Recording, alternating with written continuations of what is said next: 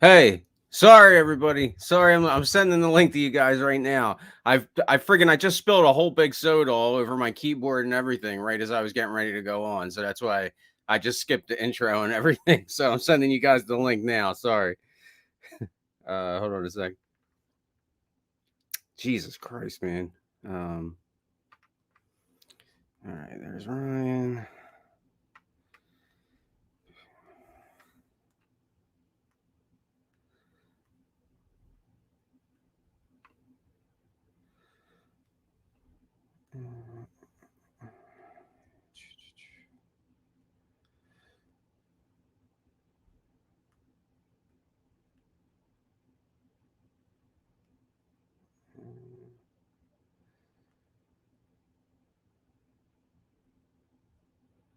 All right, sorry everybody. I just sent the link to my panel. I didn't do my intro or anything. Sorry. Yeah, I was getting ready to go on, and I had this big gulp cup of soda right here, full, and spilled it across my music keyboard and everything, and I freaked out and like didn't know what the hell to do and was grabbing rags and everything. So that's why I'm late. Sorry everybody.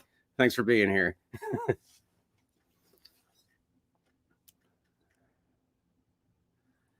Yeah, I know I'm live, Ryan. Hold on, let me get the chat on here. Now I know I'm live. What's up?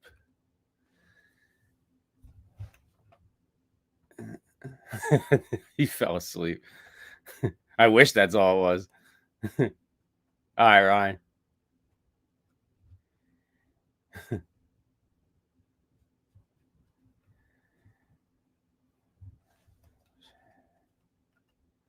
But yeah, so anyway, everybody, the plan for tonight's stream is as if you've seen in the thumbnail, is I wanted to do why I became a DC fan and a nerd in general, pretty much in the first place. I thought it would be cool to run through and have myself and everybody on the panel tell our story. So once everybody else gets in here with me, what's up, 187? What's going on, Nova Joe? Thanks for subbing. Awesome to hear. So yeah, I'm just waiting for as soon as somebody else gets in here or whatever, or maybe I'll just start going into my story in a minute. But I screwed everything up being late. Oh man, that was scary though. I'll tell you what, everything still works. That was the one thing I was terrified about when I spilled that soda. It was like it spilled on some stuff that I don't have the money to just run out and replace. So I was kind of freaking out, but everything got salvaged. I think I got rags on everything in time that nothing broke or anything. So thank God for that.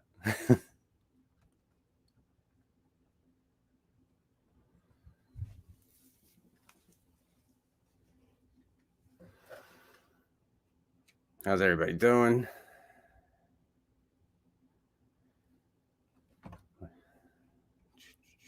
What's up, DC Talk with Extended? I didn't see you in there at first. It's a little late getting into the chat here.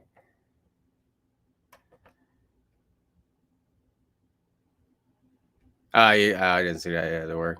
So, what's up, Anchorman? What's going on?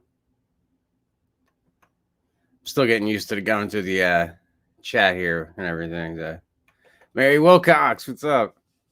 This is actually my second. I did one last week with Ryan from Real Burn came on. That was my first. This is the second.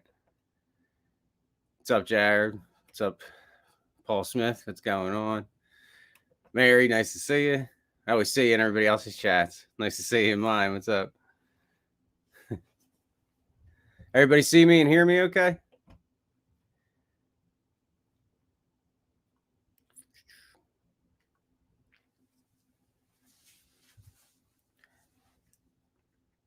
But yeah, so anyway, as I was saying with the stream, like that, I wanted that to be the point, was to go into the stories and everything, but also talk about everything that's been going on. So figured I'd talk about my opinion on Titans real quick while I'm waiting for the rest of my panel to come in. For anybody that hasn't seen me talk about Titans on other people's channels yet, I love it. I think the show is awesome. I don't really mind like the changes and the little nitpicks that much in the situation of Titans, because it's like I feel like I remember a time before Titans existed, always wanting Titans to exist, and I'm willing to forgive a lot because of that. So here we go. I got somebody from my panel in here.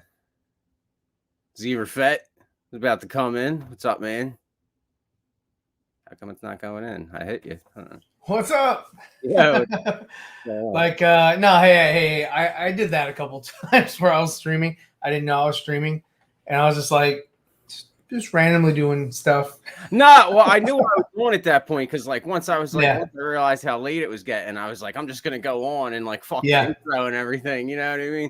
Because dude, I was like, it was like 10:25 in between 25, 10:30. I'm about to come on, and I spilled a soda all over my music keyboard. Oh no! Oh man, there's a keyboard. Oh wow. Yeah, I had this big gulp cup of soda. Like, yeah, well, because my music stuff's right here in the front of the setup too, in front of me. You know. And, yeah. You wanna? I saved it. I heard that cost a pretty penny. So yeah. Yeah, exactly. Yeah, make sure that stuff is saved. So yeah, that's why I was like 10 minutes late. You did buy the extended warranty though, right? No, yeah, I wish. But no, I checked, everything's working and all. But yeah, that's why I was running late. So I apologize to everybody. And right on. So you absolutely loved Titans. Yes. Yeah. I mean, you know, I have the same problems with it everybody else does, but in the case of this show, it's like I'm willing to forgive them, because it's like it's the first go at it. You know, first of all, it's like. And it's just the fact that they're even attempting to do these characters and they're bringing this to life the way that they are is really makes me willing to overlook a lot, you know. It does. Even the first season, like, I mean, you know, just for them to actually give, you know, Grayson a platform, or, you know, a way of like, you know, being presented in live action that's not a joke, because that's always been my thing. Like, you know, growing up, when I watched Adam West and whatever, I was always like, I dug Burt Ward. I was like, he's dope and whatever. Even though his costume was silly and really loud as far as like, you know, the color scheme and whatever. But I mean, that's sort of like, you know, that just comes from the comics. So, you know, who cares?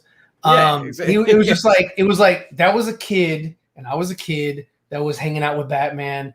And who was an adult, so, you know, and they were fighting crime and whatnot, and I was like, yeah, you know, that's pretty dope. And then, like, we got so close to live action Robin in the Michael Keaton series that they were actually in talks with Michael J. Fox to play. Oh wow, I didn't play Robin, and so but that was like, you know, early talks, and then they moved over. The next person was Marlon Wayans.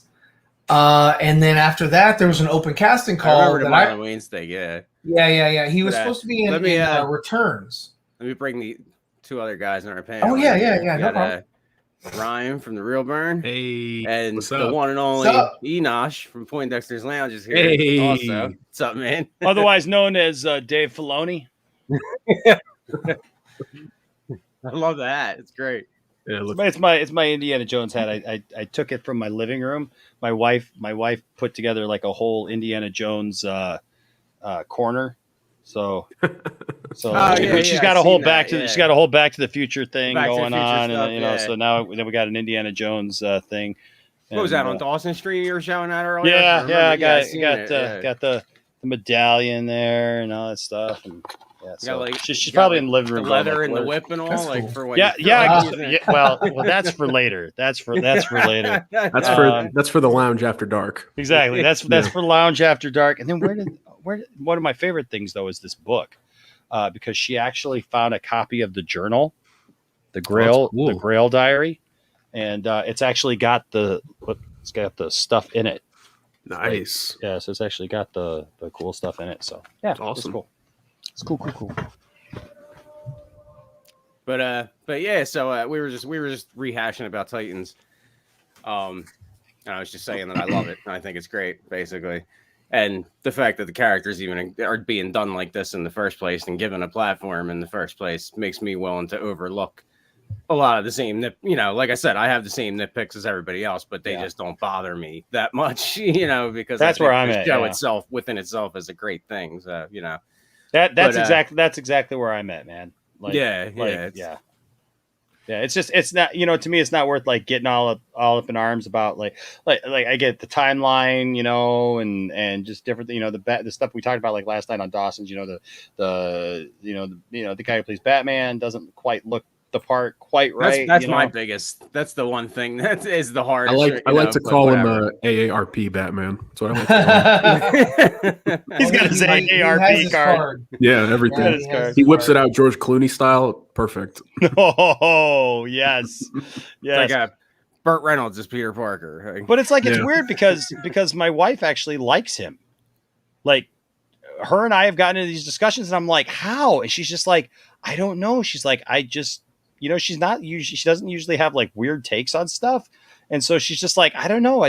I enjoy his performance. I like him. For some reason, she buys it. So, I mean, I love Ian Glenn as an actor. I just don't think that he's, I don't know if it's the writing or if he's just too up there in his age to be playing a Bruce Wayne. I don't know. It's just not selling me in this show. It's there. Yeah, I know. It's kind of like, they're asking you, that suspension of disbelief, and like in just looking at him and seeing, just his body type and the way he moves and the apparel that they have him wear. It's like, I can't sit there and say, yeah, that's Batman. He seems like either he could have, at first when I first saw him in season 1, I thought he was Alfred at first. I was like, here's Alfred. He would fit somewhere else. He would fit Alfred Pennyworth. And I was like, all right.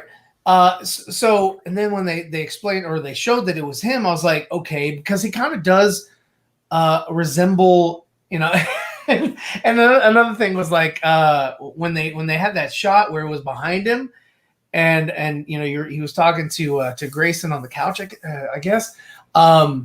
He was showing, his hair was receding and balding, and I was like, yeah, I don't know that Bruce balds. I was like, my Bruce doesn't bald, so that's not my Bruce Wayne. That's not my Bruce. At most, he'll have a widow's peak, but that's it. Yeah.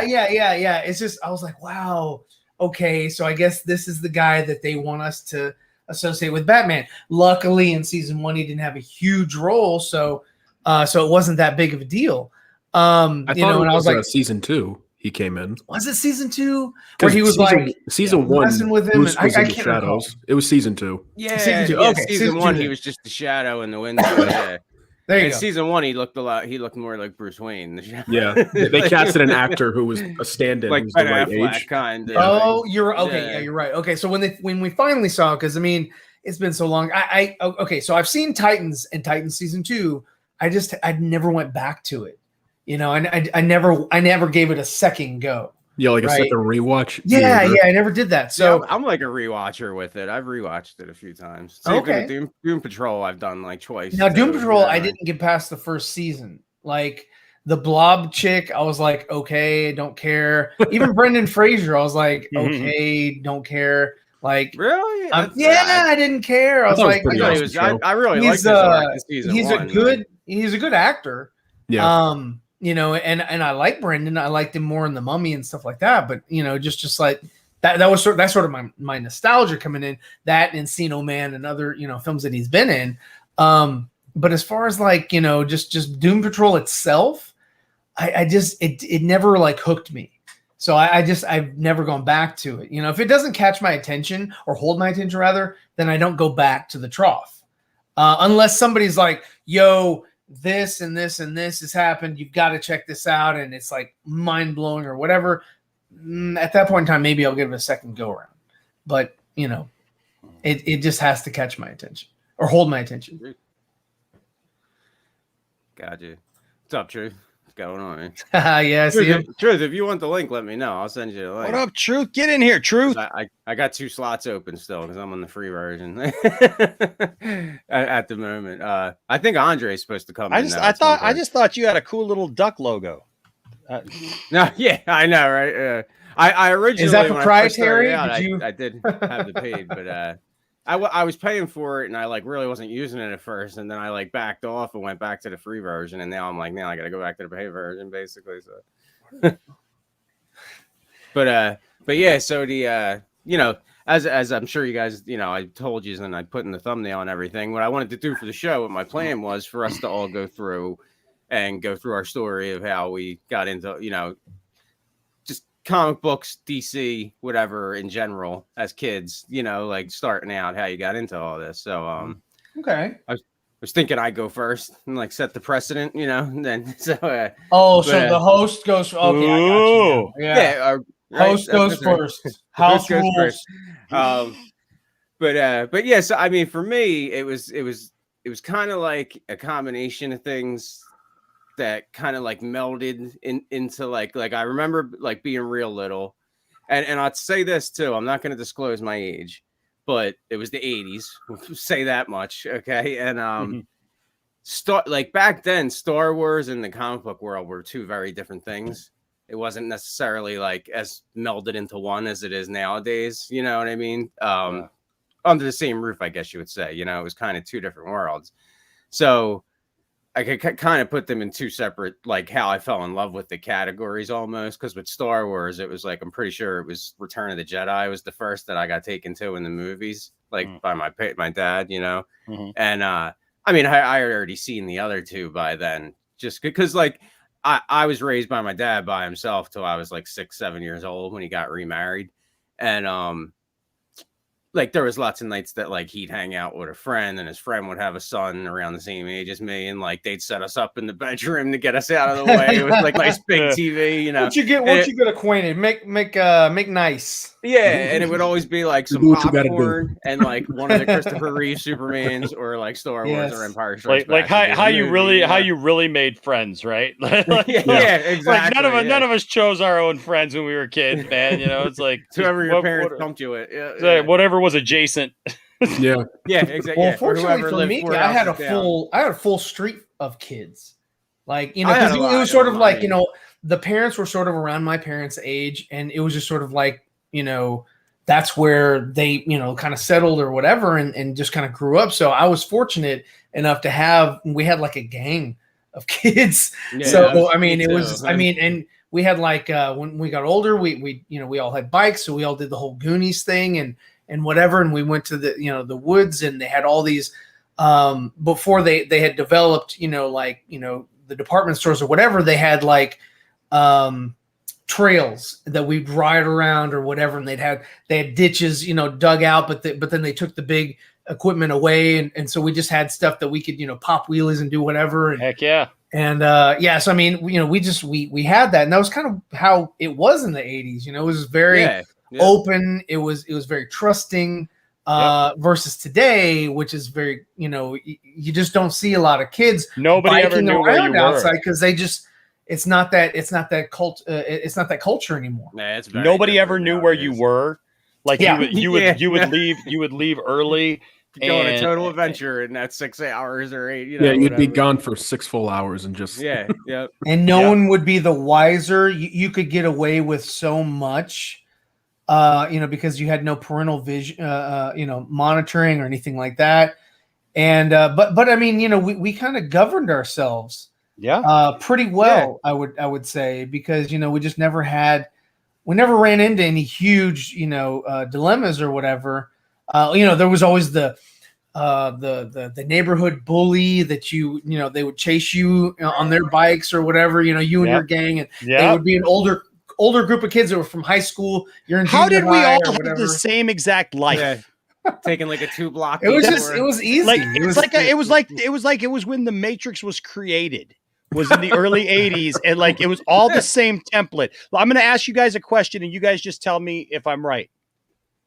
Were there nudie magazines somewhere in the woods? Yes, there was. It was where we would take our bikes to go. I don't know about all that.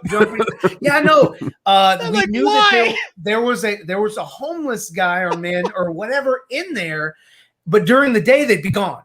Nobody was ever there doing shit. Yeah. And so we would come across like, you know, Playboy, Penthouse, whatever, and we're like, you know, yo, and it's like tears. it was never like full page. It was tears of women. Yeah. You know, we're like, and so you know, never knew what a woman really looked like, right? Yeah, you know, it's like, yeah, I don't know. So that was that. Keep that the was secrets down, Caleb. Yeah. You know, it's funny because I came across that idea because I had never really thought about that, and then like I was scrolling through TikTok one day, and somebody made up like a jingle, like a song about that, like why is it that everybody like why was there always nudie magazines in the woods? And I'm like, my God, yeah, there were always like dirty magazines in the woods. Like, what the heck?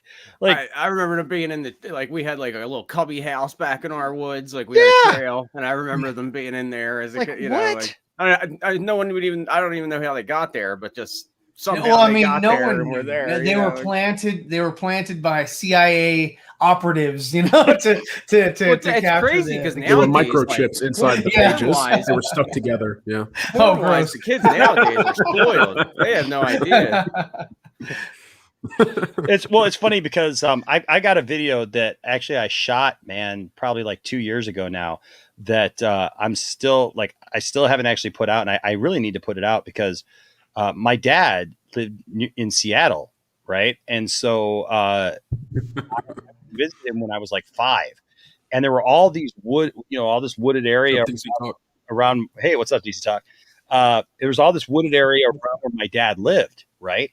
And we had all these forts, and like we spent every day. Like I was 5 years old, and I remember hanging out with like all these older kids, right? And because they were all like friends of my dad's friends who lived in the same little complex that they lived in, and like we just hung out in the woods all day and made forts and like it was some like weird ET stuff, you know what I mean? Like you're just out in the woods for no reason. The porn fairy would Yeah. but the thing is, it's like a couple years ago I went and visited my dad, and while I was there I was like bound and determined I was going to find his old house, and he was like kind of reluctant at first, and I was like, dude, I need to see, because I have these vivid memories of where he lived and hanging out in those places. And so he just like he told me the name of the complex, and he was like kind of skirting me a little bit of whether or not he wanted to go. And so like I just looked it up and I asked my sister about it, and she's like, yeah, it was called this. And so I went there and I found the place. Okay, dude, the memories that flooded back through my head, but like there again, being back in this wooded area, now it's all like all these homeless people live back in there and stuff, and there's like all this stuff and everything, and I'm just like, I was 5 and I was playing out here, like who the heck was watching me? You know, but I've got video evidence of it all now. Like I got all this documentation that I shot all this video of me going back into the woods, and I scared the crap out of myself because there were like these 3 wooded areas, and you had to walk through this all, and you came out into this big clearing, which was like a school, like a football field. And I come out of that woods, and I'm like standing there in the football field, and I'm like, my God, the last time I was here was like literally almost 40 years ago. This is insane. And I'm just standing there, and I swear to God, all of a sudden this girl like walks right past me, scares the crap out of me. And like, I screamed. I'm like, ah! And she's like, oh, I'm sorry. I was just cutting through here. Everything okay? And I'm like, yeah. But yeah, it's crazy, man, that we all had like a very similar childhood in the 80s, though, you know, like just down to those little weird things. Well, that's why I like watching that show, or I used to like watching that show, The Goldbergs, because I mean, it went through the 80s, and it brought that nostalgia back for me. And I was like, wow, you know, I mean, a lot of that stuff, takes place like right in the suburbs outside of my neighborhood. Like it's that my kids actually grew up where that takes place. That's like where their mother's from and stuff. Like Caleb in the chat's absolutely right. Nowadays, parents won't let their kids go out of the house by themselves. Like, what? They're in the driveway? What are they doing in the driveway, Steve? Come on, Steve, get out there. You're a dad. Get out there and keep the kids inside. But that was it. So that was anyway. The point was that my Star Wars journey was like it started because of watching the movies like that, and then going to Return of the Jedi, and that was actually my first sense of community. Because me and that guy's son kind of ended up growing up together after that and joined the fan club together. like to where we would write letters in, and we were like part of the Star Wars fan club community. And I had like jackets and patches. They sent you posters every month and stuff. Yeah, like you're talking about, you know? No, what was it? Star Wars Insider? I forget. I'm pretty sure it was just like the Star Wars fan club. Yeah, that was before Star Wars Insider started. Star Wars Insider wasn't until like towards the end of the 90s. Yeah, because this was even like right before and into Jedi coming out. Like I was like, okay. By the way, Ryan, you know, I was like, by the way, Ryan, I looked up and I saw that pen in your mouth, and I thought you had a harmonica in your mouth, and I'm like, yeah. what the heck is he gonna do? I'm about to play. Yeah. I'm gonna play underneath him. Yeah. We gotta get like a bonfire going. This is one of the things I promised Eli would do. You know. Oh, okay. By the way, I don't mean to interrupt, but I think Phil is backstage. If he's still there. Yeah, I see. Private chat. You know what? I didn't even see him because the like he went to the next row instead of going next to Enosh over here, so I didn't even know he was down there. Like, sorry about that, Phil. Is he still there? Yeah. I'm about to click him in. Shit. Okay. Hold on a sec. Yeah, I like. Wow. Make sure we get everybody. I didn't realize I could scroll down. Like, he's been there the whole time. What's up, Phil? What's going on? Sorry, man. He's down there like, yes, we had Porto Mags in the woods too. Let me in. He's like, we've already No. When I was young, when I was like 14, 15, I'd wander around my town drunk as fuck with Jim Beam and Mountain Dew. So I did plenty of that. That's the kind of shit I did. I don't know about having like dirty magazines in a forest. I had 5 acres to my, in my family's property, so I was always wandering around there. Wow.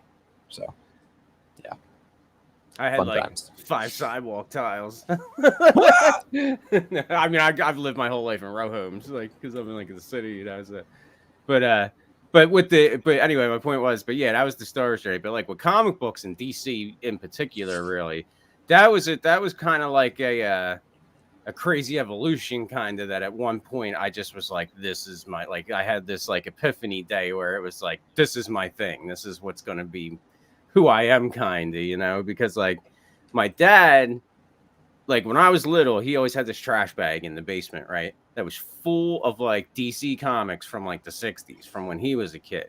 But it was like the way my grandpa was and the way he got raised, it was almost like it was something he was ashamed of or something.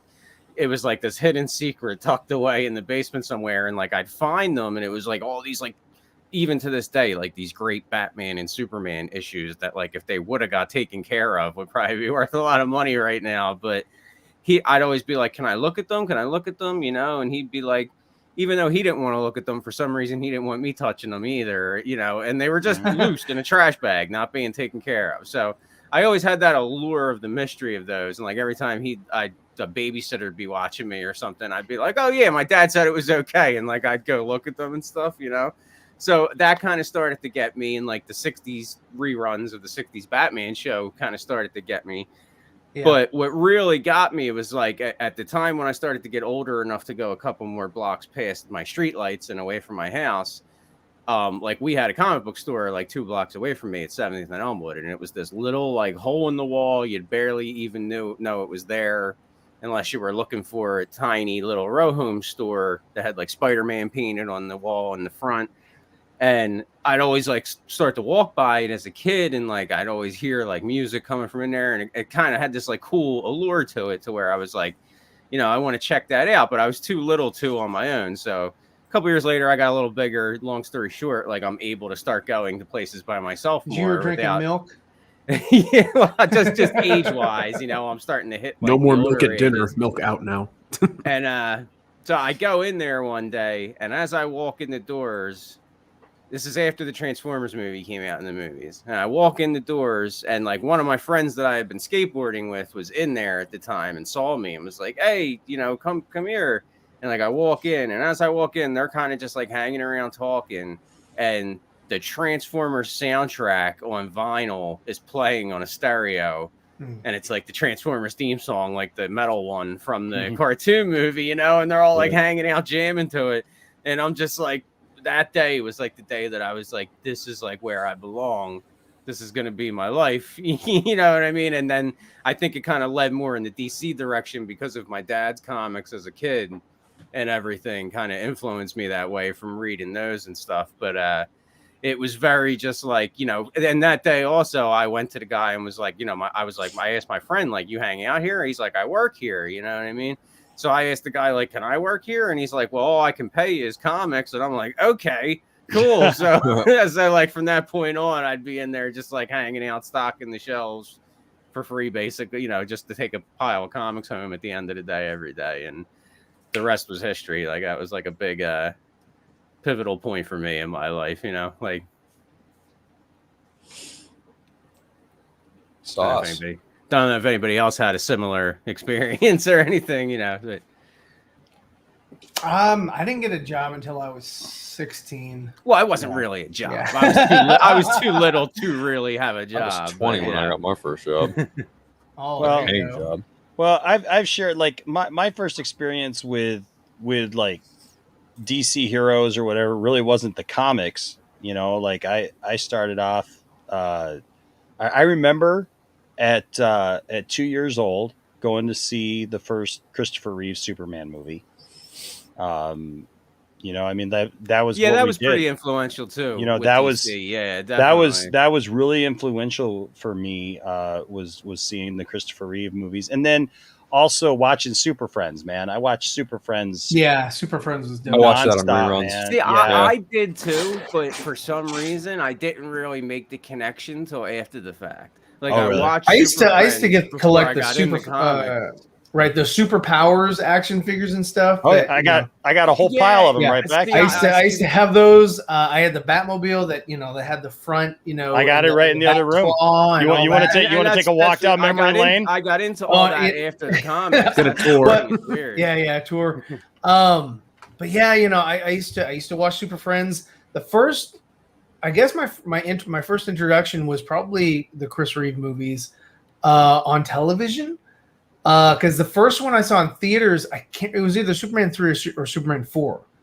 That was, like Chris Reeve was dope, so back then, it was like he was the epitome of superheroes and whatever. And then I got introduced to, Keaton's Batman in '89 and fell in love with that. I thought that was great. So my history or my background has always been DC. Like those characters have always resonated with me a lot more than Marvel. Like I get Marvel, I understand it, but like the ones that like I really attached to with Marvel was like Hulk because of the TV show with Lou Ferrigno, and then Spider-Man because there was always Spider-Man cartoons always on. Saturday mornings and whatever, and then Wolverine because he was the closest to Batman. Batman was dope, and so was Wolverine. And then when they fused them and made like whatever he was, Batman with Wolverine claws or whatever, and they did the crossover comics, that was also cool. But yeah, I even loved the Supergirl movie that came out. That was silly. Helen Slater. Yeah. And what was that old guy, Peter? What was his name? He was in it. He was the one that was trapped in the Phantom Zone. He's a very prestigious actor. I can't remember his name, but yeah, he was in it. I recognized him. Kind of, when you recognize somebody in a movie back then, you kind of attach yourself to that. But yeah, big time. Hell, seeing Sloth in the Superman, shirt, and then playing the John Williams theme because it was also a Richard Donner film. Yeah. That was directed by somebody else. He didn't direct it, but it was still that same. We all love that shit. That was it all had that '80s movie magic. Yeah. Because and that's what that's one of the problems that I have with a lot of media today is that they can't recapture what they did back then. Yeah. Because what they did back then was like, I don't want to say groundbreaking, but it was like Thundercats on television. That shit was dope. Transformers, dope. All that stuff was groundbreaking, new frontier. It was kind of like in the 1960s. You had the Beatles come out or whatever, and they're the ones that are paving the way and whatever. And everybody's trying to copy or emulate them.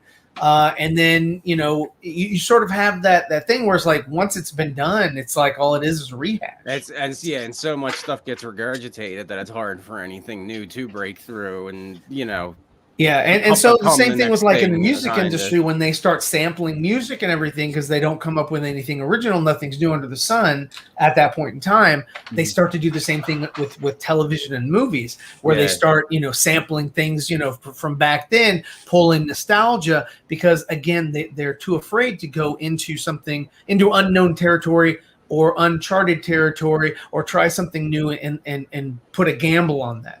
Yeah.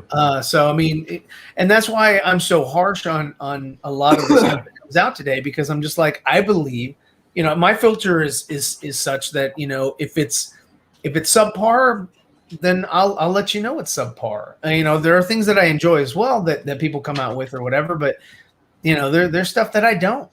And it all because of the 80s, all because I was exposed to all this dope ass shit. Yeah, and I mean, and I'll even throw the '90s in there too in that regard. That like, just everything before technology took over everyone's life. Basically, it was the world was a lot different and set precedents for me in my mind that like I view a lot of things through that lens. I think when they started doing reboots and remakes is when you started to see like they just wanted to phone it in because it was an easy buck. It was easy money to get people back in to see a slightly different version of what they were used to or liked. And they try to like that capture lightning in a bottle again, and sometimes it works for them and sometimes it doesn't. I mean, that's why like the Matrix was like a very Matrix was dope. I love the first one. Yeah, second and third were sort of like they felt rushed because they wanted they had an outline for them, but they kind of felt rushed. A lot of sequences that they did are really dated versus the first one.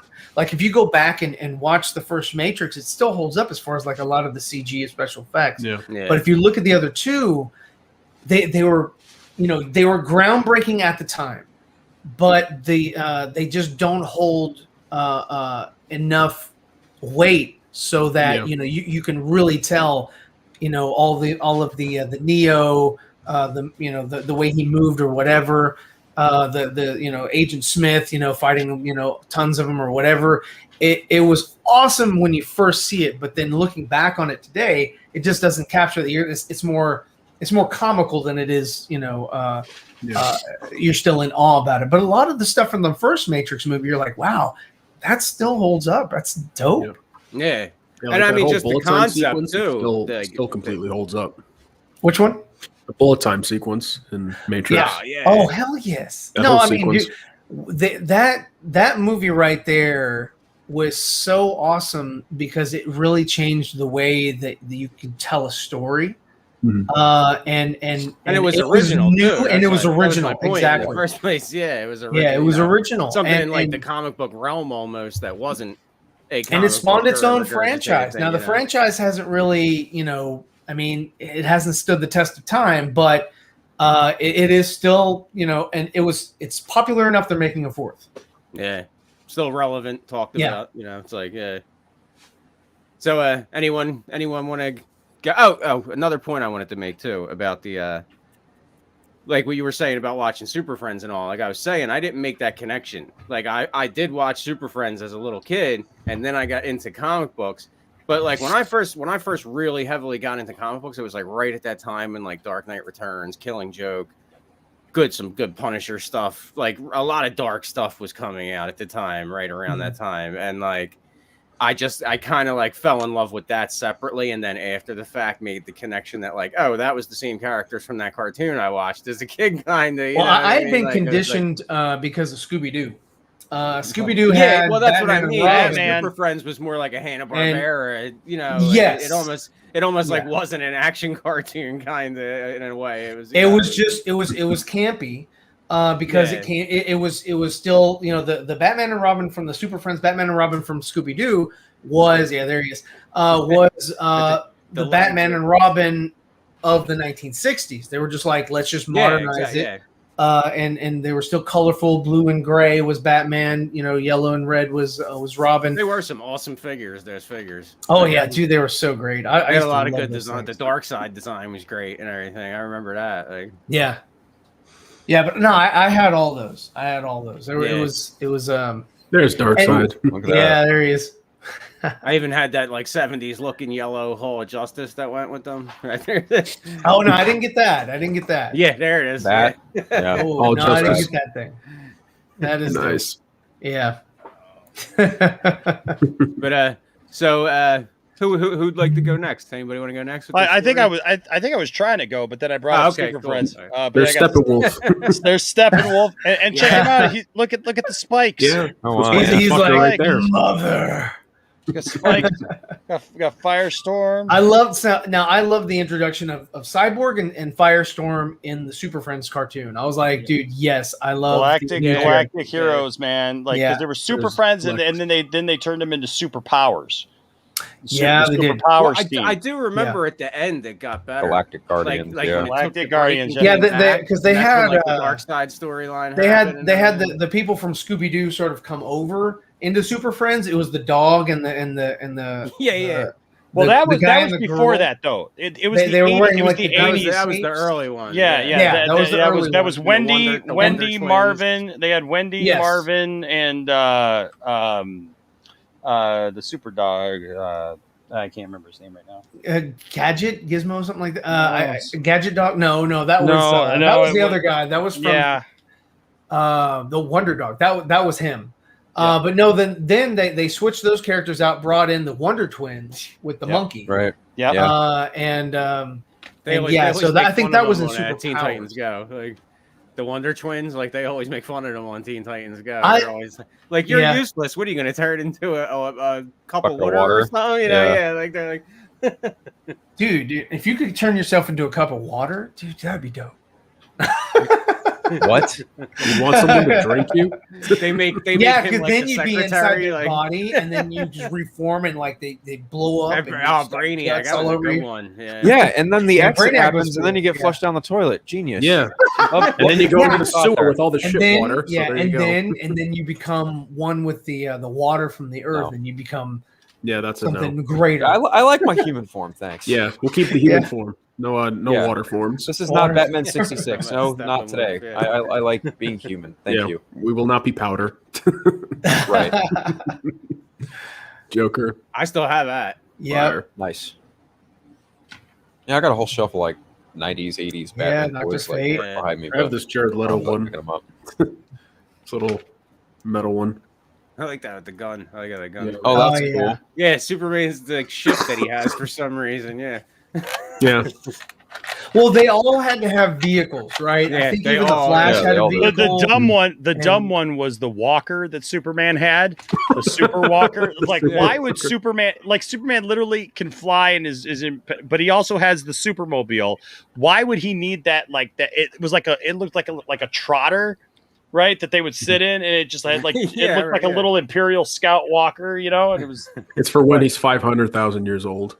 That's when he'll finally need his walker. Some genius. Yeah, in there it marketing is. was like, give it. That's- There it is. I still Oh, have it's one of nice. them There in you go. storage too. That's Yeah. pretty like the cool. windows missing Nice. and stuff. Like, but that was a badass Batmobile. It definitely was Yeah. for a toy. definitely. I used to use this with GI Joe.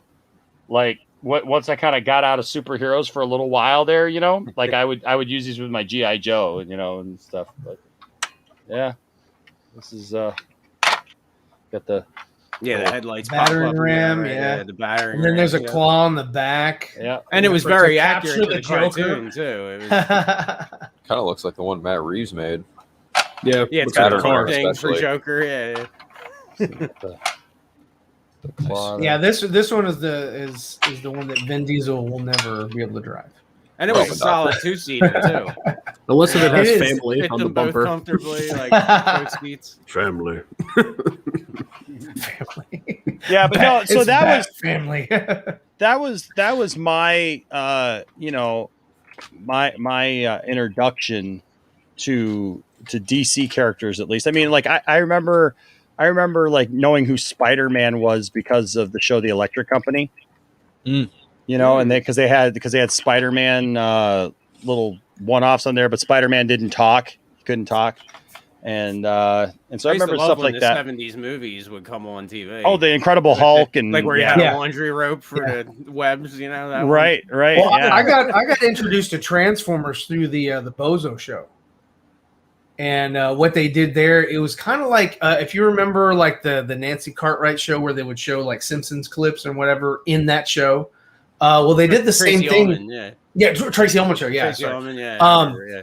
And so they used to do the same thing with the Bozo show. They used to play Transformers, and then one of the things was that they would cut over to the host, which was Bozo Clown and I forget the other clown, but they would have a kid come out.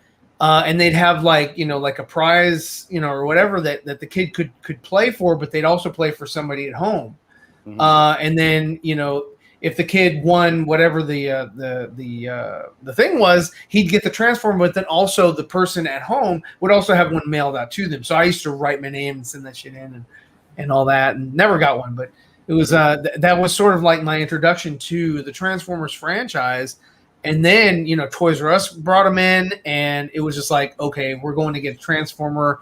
And like every grading period, my mom would go and buy a Transformer, put it up on the top shelf, and I had to have all good grades in order to claim my prize. And that was good motivation for me at the time. It was like, yes, dude, I totally want that, because it would be in my room on the top shelf, sealed up, couldn't get it out of the package, but it was sort of right there taunting me, just as a reminder, to make good grades. Remember how great the packaging was on them back then? Oh, yeah. Like so, remember the like, back? high-end feeling. The back would have like the little chart with the waveform or whatever, and you'd have like the red.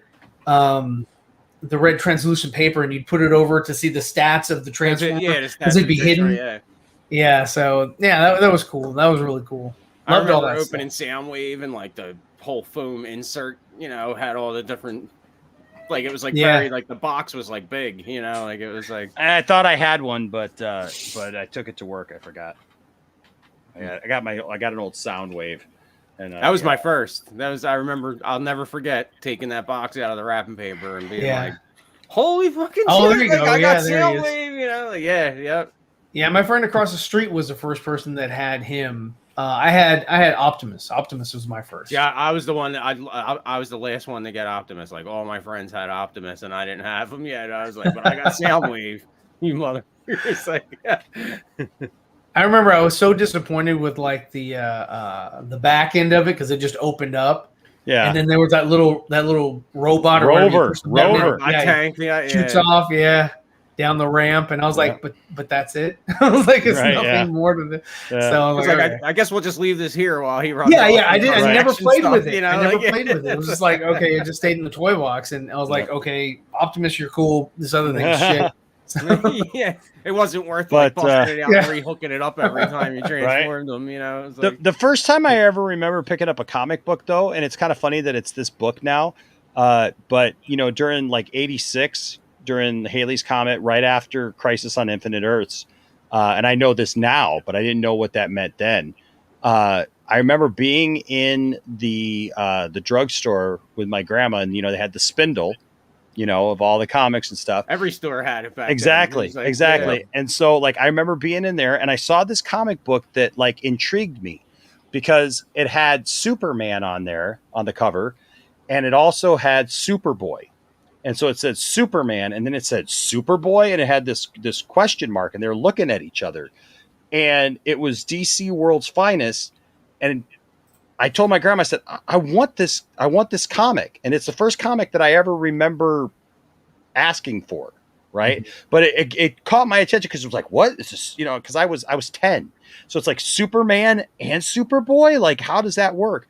And so she bought it for me, and I still have that comic to this day. And that is the first appearance of Superboy Prime. Oh wow, yeah. And I still have that book, and that was the origin of Superboy Prime, how he got started and all that stuff. And and I remember reading that book, that comic over and over and over again, because like it ended on a cliffhanger that I found out years later, like they never did anything with.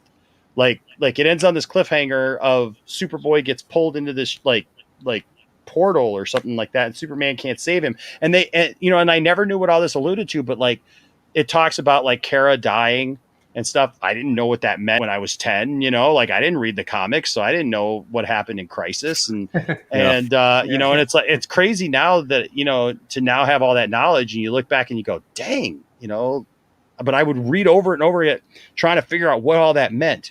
And looking back, there's a lot of like random issues thinking now that I read as a kid before I really started putting whole lines together, that like now I know after the fact. Yeah, that's crazy. Man. But I always loved Superman. Superman was always my first love. I did have that phase just like everybody else during '89 where like Batmania took over the entire freaking world, and and everybody had to have Batman everything. That premiered.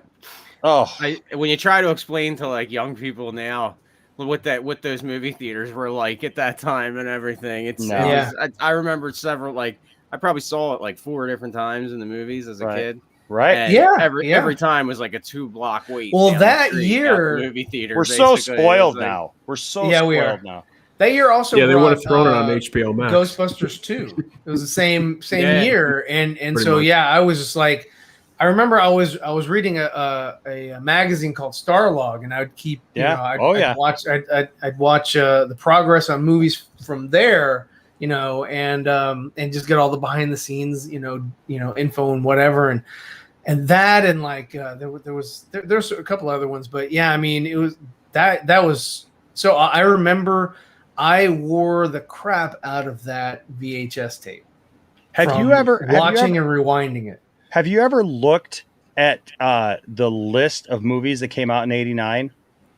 '89 is a pivotal year for movies. Think about this: Roadhouse, Turner and Hooch, Batman, Indiana Jones and the Last Crusade. I was going to say that was '89. Yep. Yeah, that was '89. I remember Dead Poets Society, Back to the Future 2. That was in the fall. Die Hard. Yeah, The Abyss, Field of Dreams, Ghostbusters 2, Steel Magnolias, The Little Mermaid. Yep. Bill and Ted's Excellent Adventure. Sure.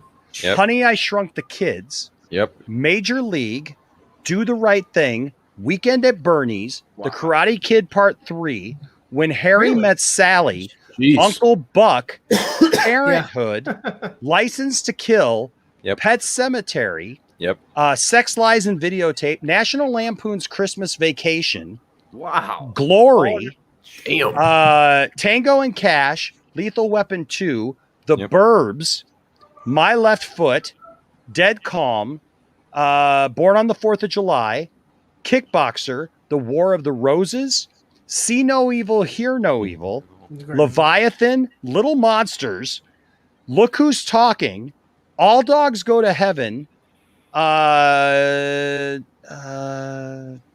Driving Miss Daisy. Yeah. That's crazy. Isn't that crazy? That's like crazy how many a lot of those in the epic movies came Star Trek 5, The Final Frontier, Always, The Wizard.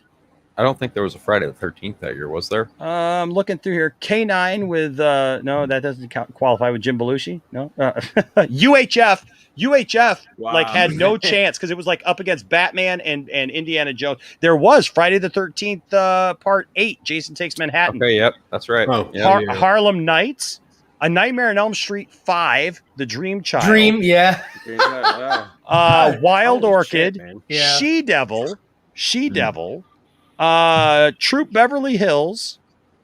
See anything else? Halloween 5, The Revenge of Michael Myers. Warlock, Lean on Me. Wow. Lean on Me that was great. Dang, Police Academy 6, City Under Siege.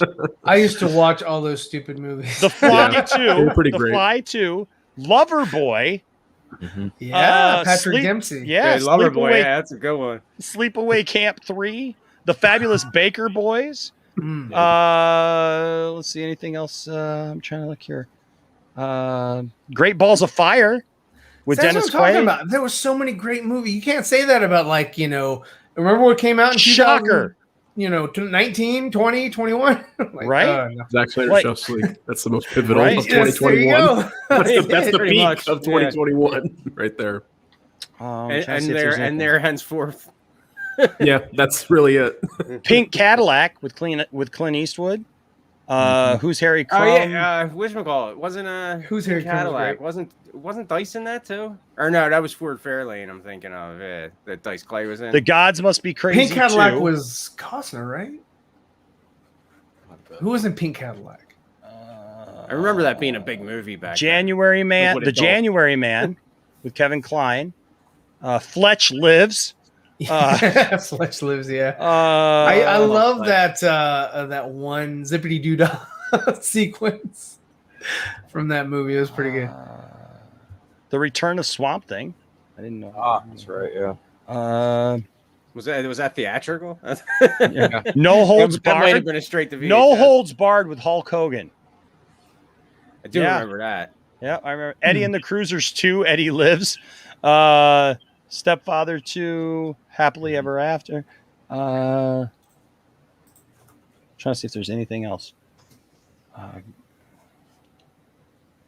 You know, it was one of those typical 80s movies I really loved back then was that one, I forget what it was called, but the one where like Michael J. Fox and Joan Jett were brother and sister in the band. Night of Day or Light of Day. Yeah, Light of Day. I remember that. That was like one of my favorite, like, you know, typical like 80s, like we're going to make a movie out of this, you know, like this is it, like that's how the 80s were. It was like take a topic and like exploit it into a movie, you know, like, and I was like, Sure. This is the band movie, you know, the Toxic Avenger Part 2. Mm-hmm. American Ninja 3. 2 was the best. Yeah, I like 1 and 2. They were good.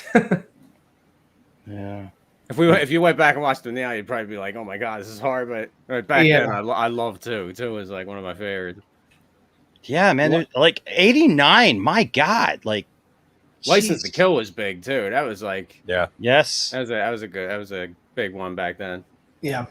But man, I mean, like how did anything make any money that year? And yet Batman destroyed it, man. Destroyed it. Yeah. They destroyed it so much that they released the VHS within the year. It was 6 months after the release of the movie at theaters. They released it that fall because they were like, we need to capitalize on this money. Then after that, every other movie was out because it used to be that they would put movies out and like a year later would be like normal. Yeah. You know, or maybe even longer for some movies. Here's one. Red Dawn. It would be a while. Yep. Oh yeah. That's another Red one. Dawn. The original Red Dawn. Yeah. Yeah. Well, yeah. The one with Chris Hemsworth. But yeah, you know, and the other, because I remember that because Batman was the first VHS thing that I bought on my own. Like I paid for it. I pre-ordered it at my local it wasn't even a video store. It was our local party store had a video section because everything had a video section. Right. And so like the 2 movies that I bought from them was I pre-ordered Batman, and then the next year I pre-ordered Teenage Mutant Ninja Turtles. Oh, dude, yeah. Yeah, that was another great movie. I had completely sold my dad on like the comic book and the value thing by then, and when Batman 89 came out on VHS, like I put some of my birthday money in for myself to have my own copy, and he went to the store that morning because they sold out pretty quick at first when he came out. And he came home with like 4 of them, and like we still have like 2 unopened like 89 VHSs from back then, you know, because I was like, one's to save, one's to watch, you know, like it was I have the Howling 5.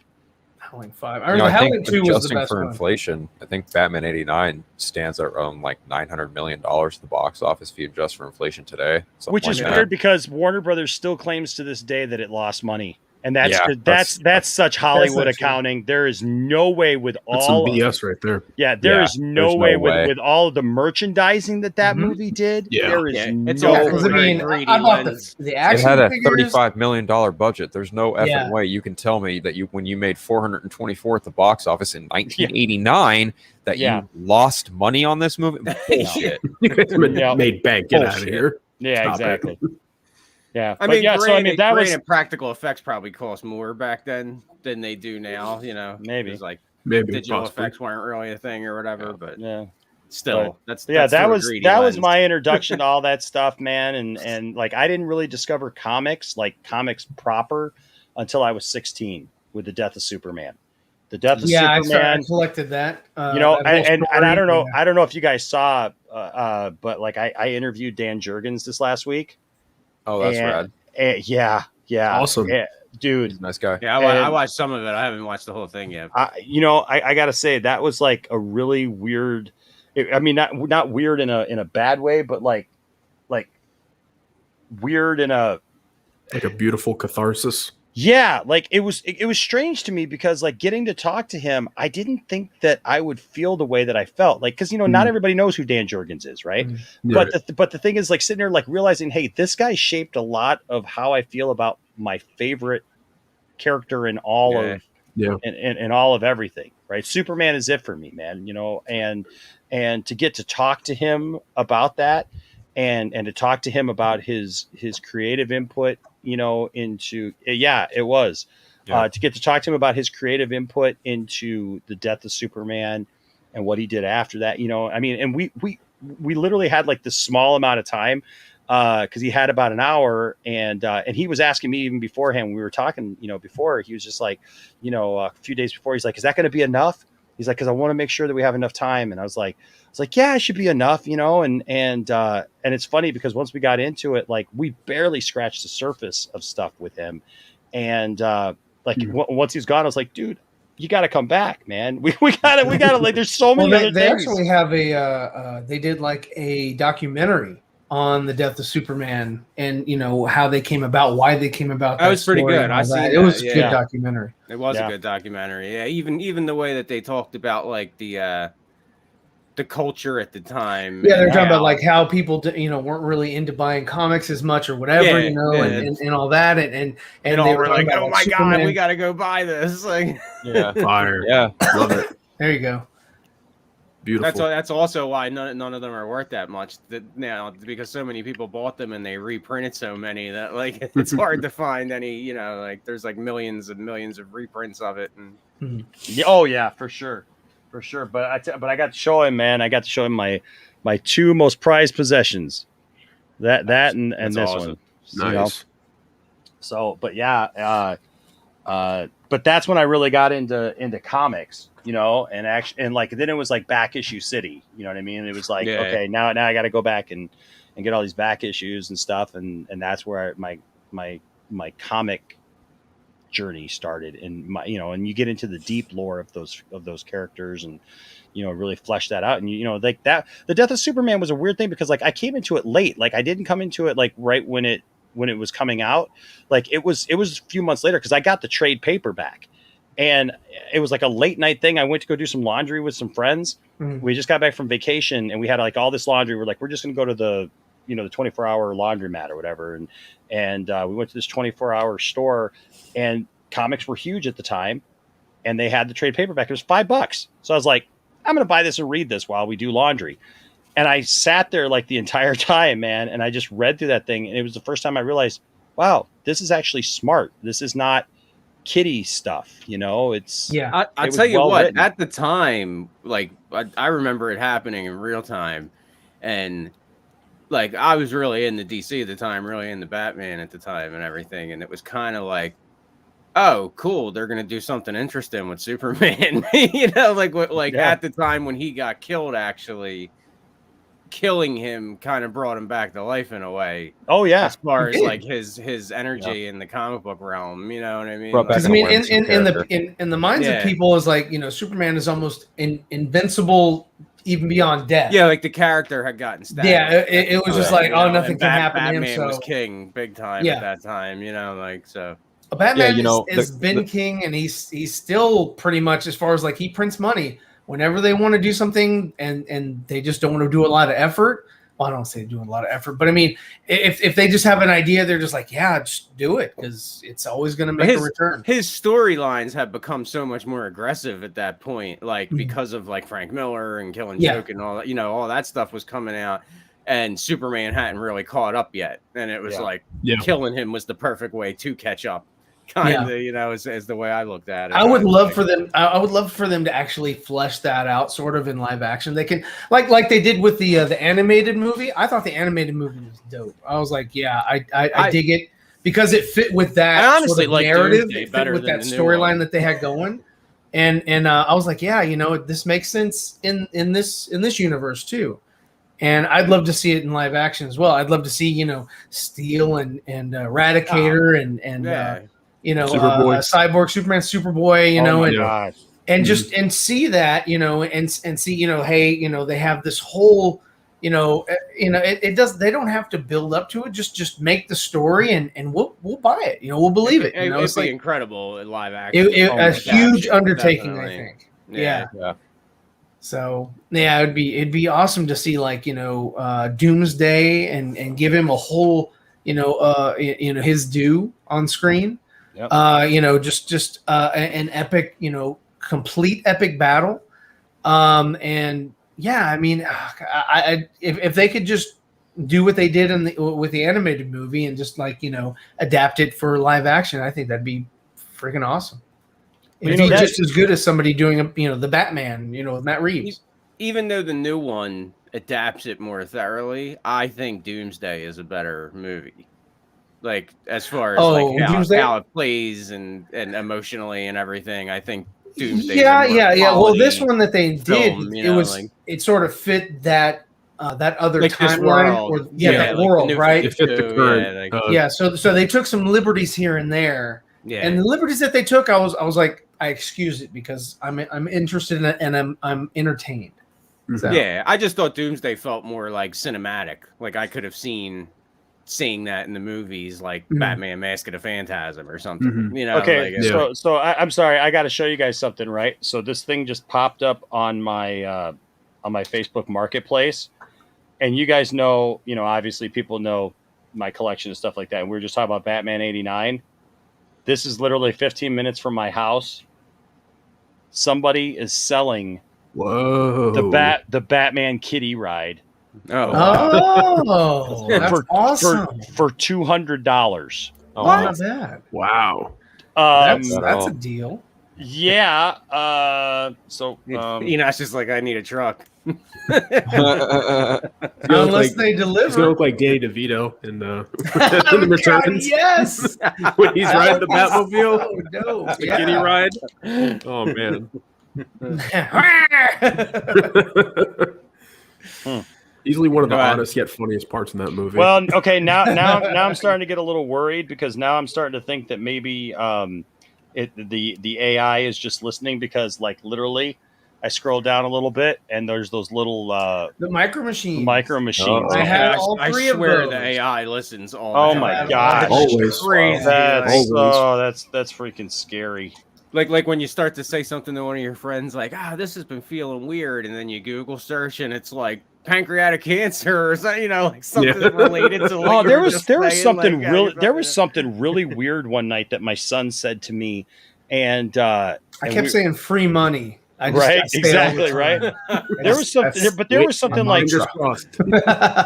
I remember there was this one night, like it really freaked us all out because my son was saying something to me, and we were having a whole conversation, and I went into the restroom and I pulled out my phone, and all of a sudden I was like it was right there was a like an advertisement for that thing, and it was like something that I can't remember what it was right now off the top of my head, but man, it freaked me out because I was like, yeah, that's that. That right there is the AI listening. Electronic leashes. Yep. But so would somebody else like to go? Phil? Yeah, actually, right interested before to hear yours. Actually, I gotta take off because I gotta go to work in the morning. But I will let you all know how I got started. I guess it really kind of boils down to like Superman and Batman in kind of like an animated form. The first Batman movie I probably saw was definitely Batman Forever, Val Kilmer, Jim Carrey, okay, Tommy Lee Jones, all that. And I think the first time I probably opened up a comic book was probably 2009, like my junior year of high school, right around the time Dick Grayson donned the cowl, Damian Wayne became Robin. Ooh, good time. Bruce was like Final Crisis, like a little bit post Final Crisis, but yeah. Like really my first comic I ever owned was Batman Cacophony by Kevin Smith. Yeah, that's actually one of my favorite books, one of my favorite Batman stories. It's funny, that was a jumping back on point for me, right where you're talking about like Battle for the Cow and all that. Yeah, I was like, yeah, I've got that run too. Battle for the Cow. I've got Night's Fall. I just finished Prodigal. I just got Troika a couple weeks ago, so I've been reading that. I just finished Prodigal today, so yeah, it's been fun. I kind of collect weekly now, just the Batman book.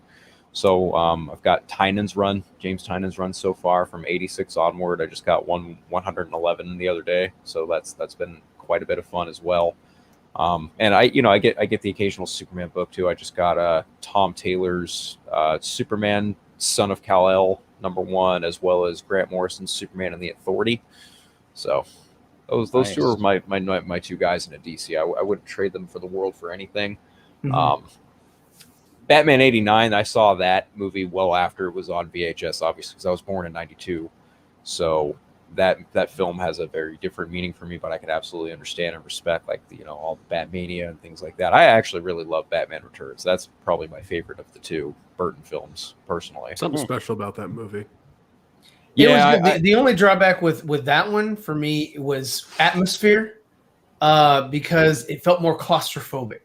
Well, it was on a close set too. It was on a close set, and I felt like '89 was just a little bit more open. Like Gotham was more of a like a character versus the second one, which is just more set pieces. They were filming in London, that's why they were building. The second one was also all entirely on a soundstage, so it looked like it too. The only problem I really had with Returns was like Selina's origin of how she became Catwoman. That's really the only thing. It always bugged me. To see the cats nibbling on her fingertips. I was like, that used to bother me too. But in the age of just letting people tell their stories, I just don't give a shit. Well, back then it was like if it's entertaining, it's entertaining. You didn't have a choice back then. It was like back then it wasn't what it is now. It was like you're just going to accept what they do because at least they're doing it. And just like I said with Titans, it's like at least it's getting done. We're actually getting a cool Batman. So it was like everyone was willing to overlook that, like the Joker killed Bruce's parents and things like that. It was like thank God it exists in the first place. Oh yeah, absolutely. Well, I mean, they still had paved the way for a lot too. In '92, and that's the reason why Batman Forever took a turn as far as tone, was you had a lot of people, complaining about the darkness that '92 had. A lot of people were writing in. They had the internet, so they were writing. A lot of mothers. Isn't it funny to see the parallels to now? Kind of like that Warner Brothers was always kind of, even the Superman movies. It's like seems to be a repeating pattern with Warner Brothers with franchises. It's an endless cycle. Yeah, it's just happening. That's kind of the problem scale now. That's the problem. That's what happens when you just have a rotating door of upper management all the time. Yeah. Your content's just going to be inconsistent, especially when you own such a big IP like DC Comics. Yeah. So and it's also the fact of like executives that know. That's what I mean. Like when you have being in charge, it's ridiculous. Yeah. When it's a rotating door of people constantly in charge, you got Toby Emmerich in it now. Who's going to take over after him? Are they going to be any better or worse? I don't know. Well, they do have one for Batman, and that is one guy. His name is Michael Olslin. Yeah, he's old as shit since like '79, something like that. I don't remember exactly. And so he's been one of the guys that's been constant. But he was just even credited on this on the Batman Long Halloween.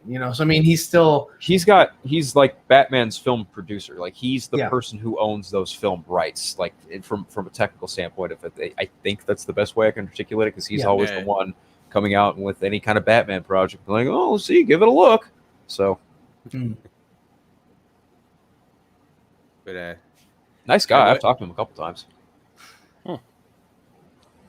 But yeah, it's funny that the way that Warner Brothers has because it's even the Christopher Reeve movies, you think the same thing. Like 1 and 2 were really good, and you get the 3 and 4, and it's like downward. Well, I mean, I like 3. I like 3 because of Richard Pryor. I dug the performance. That's one of the reasons I thought it was like silly. I think it's too much. It's like I agree, because 1 and 2 were like. They were still serious. 1 and 2 was one Reeve movie and everything, but exactly. It was one movie that was cut into two different films. See, I agree with Ryan, actually, because I think that 3 is so underrated I agree 4 with is you. ridiculous, but 3 Yeah, was 4 is ridiculous. See, I like Bizarro and all, and I do like the end and everything, but like there's points in that movie where it's hard to stay awake. Like when all the Richard Pryor middle stuff's going on, like leading up to the end, like it gets really slow, that movie, part 3. I don't know. I don't know, man. The connection between Clark and Lana in that movie, I like that, is really amazing. Actually, Annette O'Toole does a fantastic job. And Peter O'Toole. Okay, there he is. He was the guy that was trying to remember the tractor's gonna run the kid over. Oh yeah, he was in Supergirl. Yeah, yeah. Squirt. Yeah. Squirt. I'm only really kind of like a fan of that first Superman film. I don't really have much to add to 2, 3, or 4. I only really like the first one. Yeah, three actually has the best effects. The most too. 3 has the best effects out of all the Superman movies. I've seen 3 recently 2 because of Zod, and I will say that like Richard Pryor is a nice departure from Gene Hackman. Yes. But 3. The whole scene where he's getting the guy drunk is hilarious to me. Oh, that's great. It was so charming, and you don't get that these days with no, you don't. No. But the special effects in part 3 are, the wire work is better than anything that's in any other movies. I mean, from the very beginning of the movie, Christopher Reeve actually looks like he's flying, because they do the wire work in a way where he's like in real environments with people. And so it's really cool. Like all the takeoffs and the landings and stuff, I mean, are spot on when it comes that was a bit film. of time in between there for special effects to have gotten, for them to have learned how to do it better too, between 1 and 3. Like, well, I think not really, because 3 was in 83. I went to the Superman Museum twice last year, down in Metropolis, Illinois, and they've got all those props and they've got all that stuff. But Superman 3 came out in 83. It was about 4 or 5 year difference, because they shot it in 78 or 79.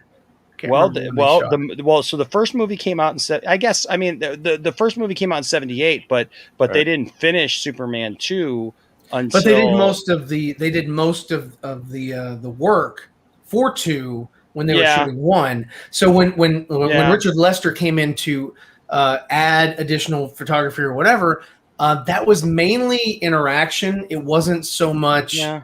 The only thing that he probably added was just the fight scene at the end in the Fortress of Solitude. Exposition than he did Spectre. But even then, that would have been like 82. So you're only talking about like 3 years. Yeah, I guess it's only a couple of years. Yeah, like 3 or 4 years maybe at most. Because they were doing part 1 right up until the movie came out. Like they were trying to put that movie together like right up until the movie came out. Yeah. That's why they switched the endings. And there's another documentary out there that kind of shows how they, what they were doing and the what they were up against as far as the time. So it was a shit show. I always like to watch them around Christmas for some reason. And it really sucks because like Richard Donner that mood. Put all his all into that first film, and like just to have, he had there's all kinds, came in there. They had the rights. They wanted to do what they wanted to do, and and you kind of have that these days. You have these people that have the rights and they want to do what they want to do, but you have some creative come in. Here's the thing: as far as like individual rights with characters, I think when you take someone like Michael Uslan, who's just got like he's looking at the character from like a general perspective, so he's probably just like, yeah, sure, whatever. But to your point though, when you've got someone like someone with a ball cap in there who has like a massive history with these characters, just constantly in any room, constantly trying to pick and choose and make his whatever. Yeah, I get exactly what you're saying. Yeah. It is the same kind of nonsense. He adopted them. He thinks he's got like total and complete oversight because he wrote or he created them all himself. I do feel like he has that entitlement deep down. Yeah. I really do. It's crazy. Not only that, who was his mentor? Richard Donner. Yeah. So of course there is got to be some sense of entitlement as far as old ball cap is concerned, I'd imagine. Yeah. Yeah, what's up, Integrity? What's going on? What's up, Integrity? There you go. Yeah, Caleb has I know that this is a hot this is a hot take for some people, but of course. But I actually prefer the Richard Lester version of Superman 2. I don't even know if I. Well, Harris, we haven't really for me. seen I the don't Richard Donner Part 2 completely. They gave us the best representation of what they could. But I agree what's with the that. difference I at agree the with end? that. I forget. I agree with that. But the thing is there are people like who like will fight you about the Donner cut. Yeah. And I mean, I think that's we're ridiculous. giving it away. Yeah. We're giving it away this week. And I got my own copy of it in my box set here. I got. Like as far as the Lester cut is concerned, I think the thing that really just doesn't sit well for me is inarguably the ending, like the magic kiss and all that. Outside of that, I think it's fine. It's a fine movie. It's Right. I like Superman 2 the way it is, and I also like seeing I don't Richard mind Donner it. cut. Yeah. You know? But to Enosh's point, people will fight you over that movie, and it's dumb. It's really It stupid. is, Yeah. Like someone legitimately called me a dick and was like, "Oh, you don't know what you're talking about because this movie had like a TV edit." I'm just like, it's a fucking Superman movie. Dude, there's Chill so many out. edits. There's so many edits of Superman the movie and Superman 2 the movie. I mean, Right. because they showed it on ABC. Mhm. And so like that's where people will try to tell you that Superman didn't kill Zod. And it's like, Superman killed Zod. And they're like, well, no, but in this deleted scene, the Arctic what you're talking about is exactly what was conveyed to me. With the Arctic police come in and they take him off to jail. Well, guess what? That's a freaking deleted scene, and that doesn't exist. Fucking Arctic police. Sorry, Elijah. Exactly. That's what I say. Arctic police come in and pick them up. That's a real thing. I know. And there's an Antarctic before that are employed in the Arctic every 5 years. Yeah. Well, they just take away the villains. No, you know what? Look, I get it. Look, I'm a part of. He returns human before he dropped them. Like, I am a part of. But he slid. Yeah, I'm a part of a Superman Facebook page. I'm a part of a Superman Facebook page that has literally pissed me off in so many ways because there's these Christopher Reeve fans, and I just told you all, I grew up with that stuff, right? But the thing is like that's not the only incarnation of the character. Okay. Right. Like, and it wasn't the first. There's literally people who will be on there and they will say things like, "Oh, I wish they'll look at somebody will just post a picture because it's called Superman Fans Worldwide. And it's supposed to be for every incarnation of Superman. And somebody will post like a Henry Cavill picture, right? And somebody will go, "That's trash. I want Superman to be like he was originally with the light blue outfit with Christopher Reeve." And it's like, you realize Christopher Reeve didn't portray Superman first, right? And like these people, they're lost in their mind. I literally had a guy come at me and try to tell me that every incarnation of Superman ever for here to eternity, that no one will ever be as good as Christopher Reeve and ever nail it. So what they need to do is just hire a body double to play Superman and literally superimpose Christopher Reeve's face on every actor who ever plays Superman, that everything else is trash. Literally every person who's played the character of Superman since Christopher Reeve is trash, that these people say. And I tell you what, we are coming to a time with digital doubles. Oh, that'll happen. It's gonna happen to where it won't be a real actor. It'll be a whole bunch of stand-ins. Yep. And it's going to be a computer generated, person. You're not going to be able to tell the difference. But we just have a voice actor that comes in. You know what it's going to be? It's going to be what happened to David Prowse 10 times worse with more up-to-date technology. It's going to be terrible. Not just David Prowse. It's going to be like Crispin Glover. Yeah. Oh, great point. Yes. Yeah. So. But to your point about like the Zod scene and everything. So people will go off on Henry Cavill because these crazy people, they just love going off and like calling Henry Cavill names and and going off about Zack Snyder about how it's the murderous Superman, it's the bloodthirsty Superman, and I always remind them like Superman 2 is literally in my top 5 movies of all time. Okay. I watched that movie as a kid more than anything else. Okay. I love that film. That's why like the Richard Lester version is like in my head, right? Like it's in my body. It's in my bones, man. But the thing is I'm not naive enough to say, okay, well, let's think about what that movie does. People get pissed off because Henry Cavill's Superman goes outside and wraps a truck around a couple of telephone poles instead of like beating the guy up. But Christopher Reeve's Superman is the most petty Superman that has ever existed, because what's he do when he doesn't have his powers? He gets his butt hit. He gets his butt handed to him by some trucker.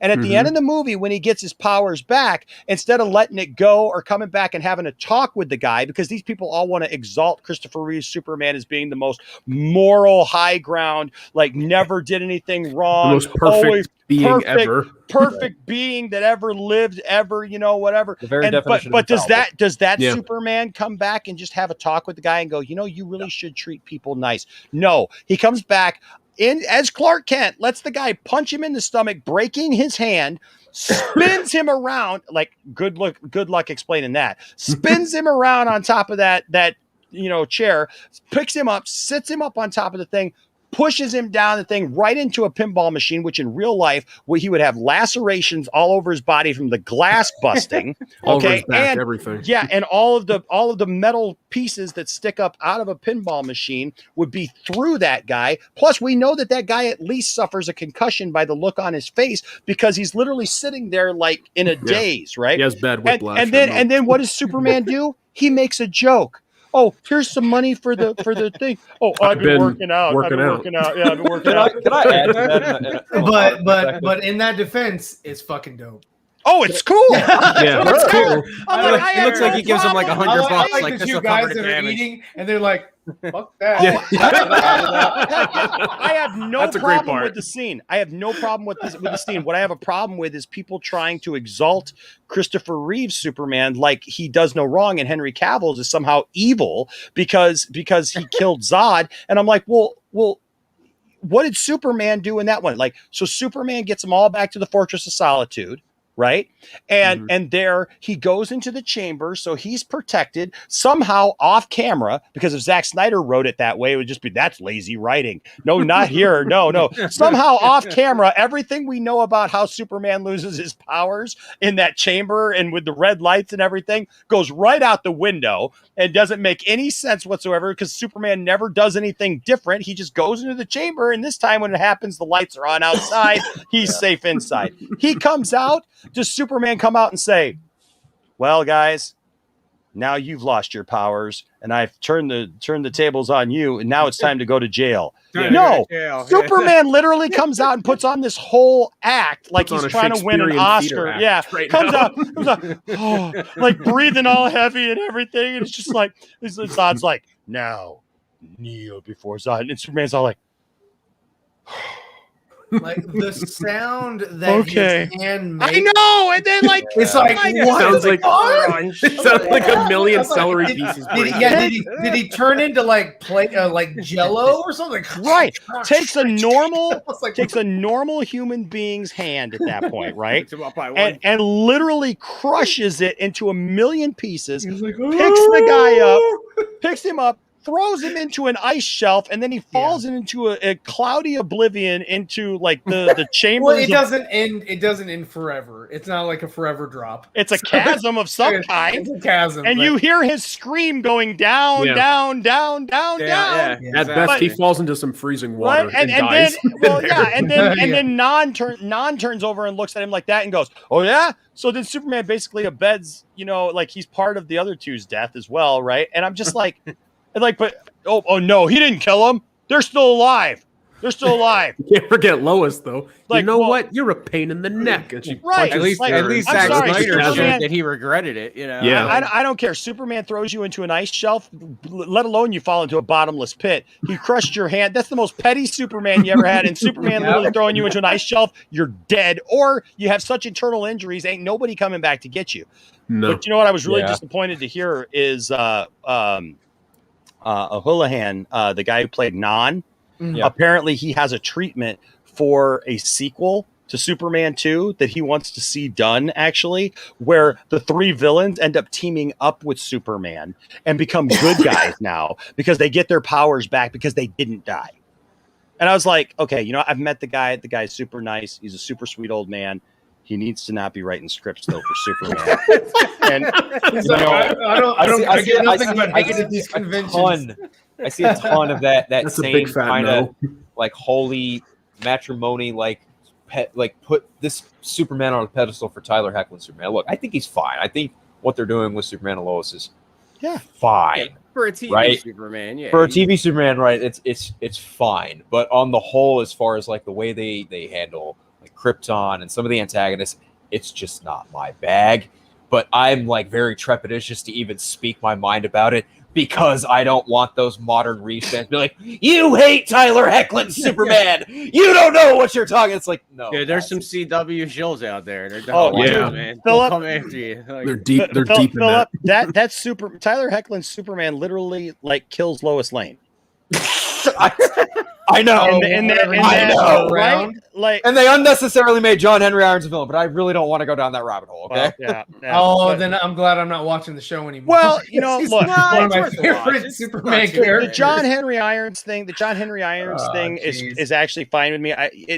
They took a weird turn to get him to be that, but you know, like I think it's cool actually that we have the Eradicator and John Henry Irons in a show. You know what I mean? Like I guess, then you got two Superboys. Well, I guess I'm just at a point now with like all that stuff where it's like, sorry about that, fine. I'm fine with alternate stories. I'm fine with alternate stories about Superman and these kind of things. You know, like the only thing I really don't like about the Tyler Hoechlin Superman is that suit. That suit is so god awful. It's his shoulder.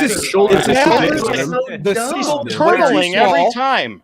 The symbol is way too small. Oh, for sure. Oh, the symbol is well, I mean, even the one on Superman shoulders. Returns, which in turn Superman makes the Returns shoulders that look was even small worse too. because the symbol's small. It makes the shoulders stick out like a sore thumb. You know, like but I mean, his body looks completely different when he's in like regular clothes as opposed to, he doesn't have that much muscle. And if you go back and you watch the first episode when he's lifting the ice, you know, when they try to pay homage to Superman 3 and he throws the ice down and melt it, when he's holding it up, his suit is literally like up here, like by his chin because it's all muscle suit. You know, it's like he looked better in the other thing, and I hated the other suit. The thing with the attached. I hated that. It was so stupid. It was so stupid looking. I'm also just not really sold on the whole like Morgan Edge is like like that was just because of Supergirl. Like there's already a Morgan Edge, so it's just like this guy came out of nowhere and now he's Morgan. Like okay, sure. Crisis, okay, sure. Yeah. I'll buy it because Crisis is the past, but and it's also because they used Lex Luthor on Supergirl already. Yeah. Well, that's the thing. They've established that he is still Luthor, and I'm like, okay, cool. Yeah. Bring him in and do something with him. Yeah. But I like the family dynamic. I can agree with you there. Yeah, I like the family dynamic, and I think that's the best part of it. That's the part that reminds me most of the character, and having the sons and watching his son, have to deal with figuring out his powers, and I mean that stuff is as a dad, and one of the most important things to me about the Superman character. Actually, I mean that's how I really got to really love the character. Was I was raised without my dad, and when I discovered Superman, I always felt that Superman was like the quintessential of what a man should be. Not because of the powers and all that stuff, but because he always took care of those around him, and he always, tried to do the right thing. And that's why I named my son's middle name Jor-El, was because that whole the father becomes the son and the son becomes the father, thing, that dynamic. I just thought that was really cool. So when I heard that they were going to do that, I was never really impressed with Tyler Hoechlin. I think he's done a fine job since they gave him his own show and they got away from that Supergirl crap. Yeah. Jobbing him out every week. That.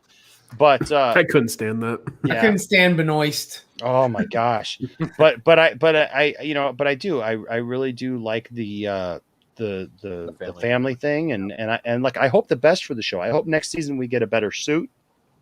They update the suit, maybe some villains. Yeah, some better villains, and and actually do something different. What I just think is funny is all the people who attack. Again, I hate to bring it back to Zack Snyder, but I don't understand why all these people attack Zack Snyder and stuff, and they're like, Black Suit Superman, stupid. Yet this show has Black Suit Superman. Yeah. Right. Well, evil Superman's a horrible trope. Look, the whole season is based around evil Superman, and they're about to do an Injustice. Yeah, I don't understand that. So it's because it's only because there's a paradigm that says Zack Snyder equals bad, and whether they really believe it or not, they want to jump on the bandwagon and just me too. Yep. And that's it. It's all these that's bandwagon especially hoppers. back when it was the in thing to hate Zack Snyder. You know, There are also just some cats out there who are just hardcore, chilling for the studio, and will just stick in corner If for the all ball studio cap says, and just X, Yeah. Y, Just and how it Z, is. they're like, exactly that, right? Yes. That Trust the was stupid. studio. That's like their Yeah. motto. Whatever. Yeah. Yeah. The studio knows best. Yes. Mhm. yes. my sources. Yeah, my sources say that Ben Affleck is done. He'll be in the Flash. Oh. Okay. How many After people that, put that after the foot in their Flash, mouth? After the Flash, he's done then. Ben Yeah, Affleck's he's gonna too old to be die. Batman. But yeah, Michael Keaton's my Oh, Batman. he's coming Yeah. back for Batgirl. Oh, okay.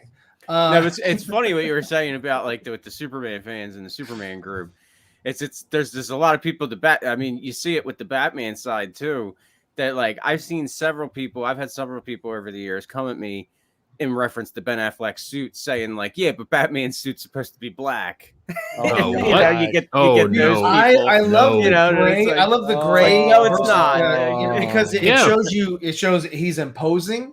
Mhm. In black, he the muscle definition and all that gets lost It's a in great the contrast darkness. too. Yeah. And so this was the first time I was like, dude, if just from the photos that we saw before we saw any footage, they had to release that one image of him Batmobile. next to the Batmobile. Yeah. I was like, dude, congratulations to Zach. He's the first person that had the balls to not go with full black suit. And then they're like, hey, you know what Matt Reeves wants to do? It's like, oh yeah, full black. Yeah, we'll go full black. We'll go with full black.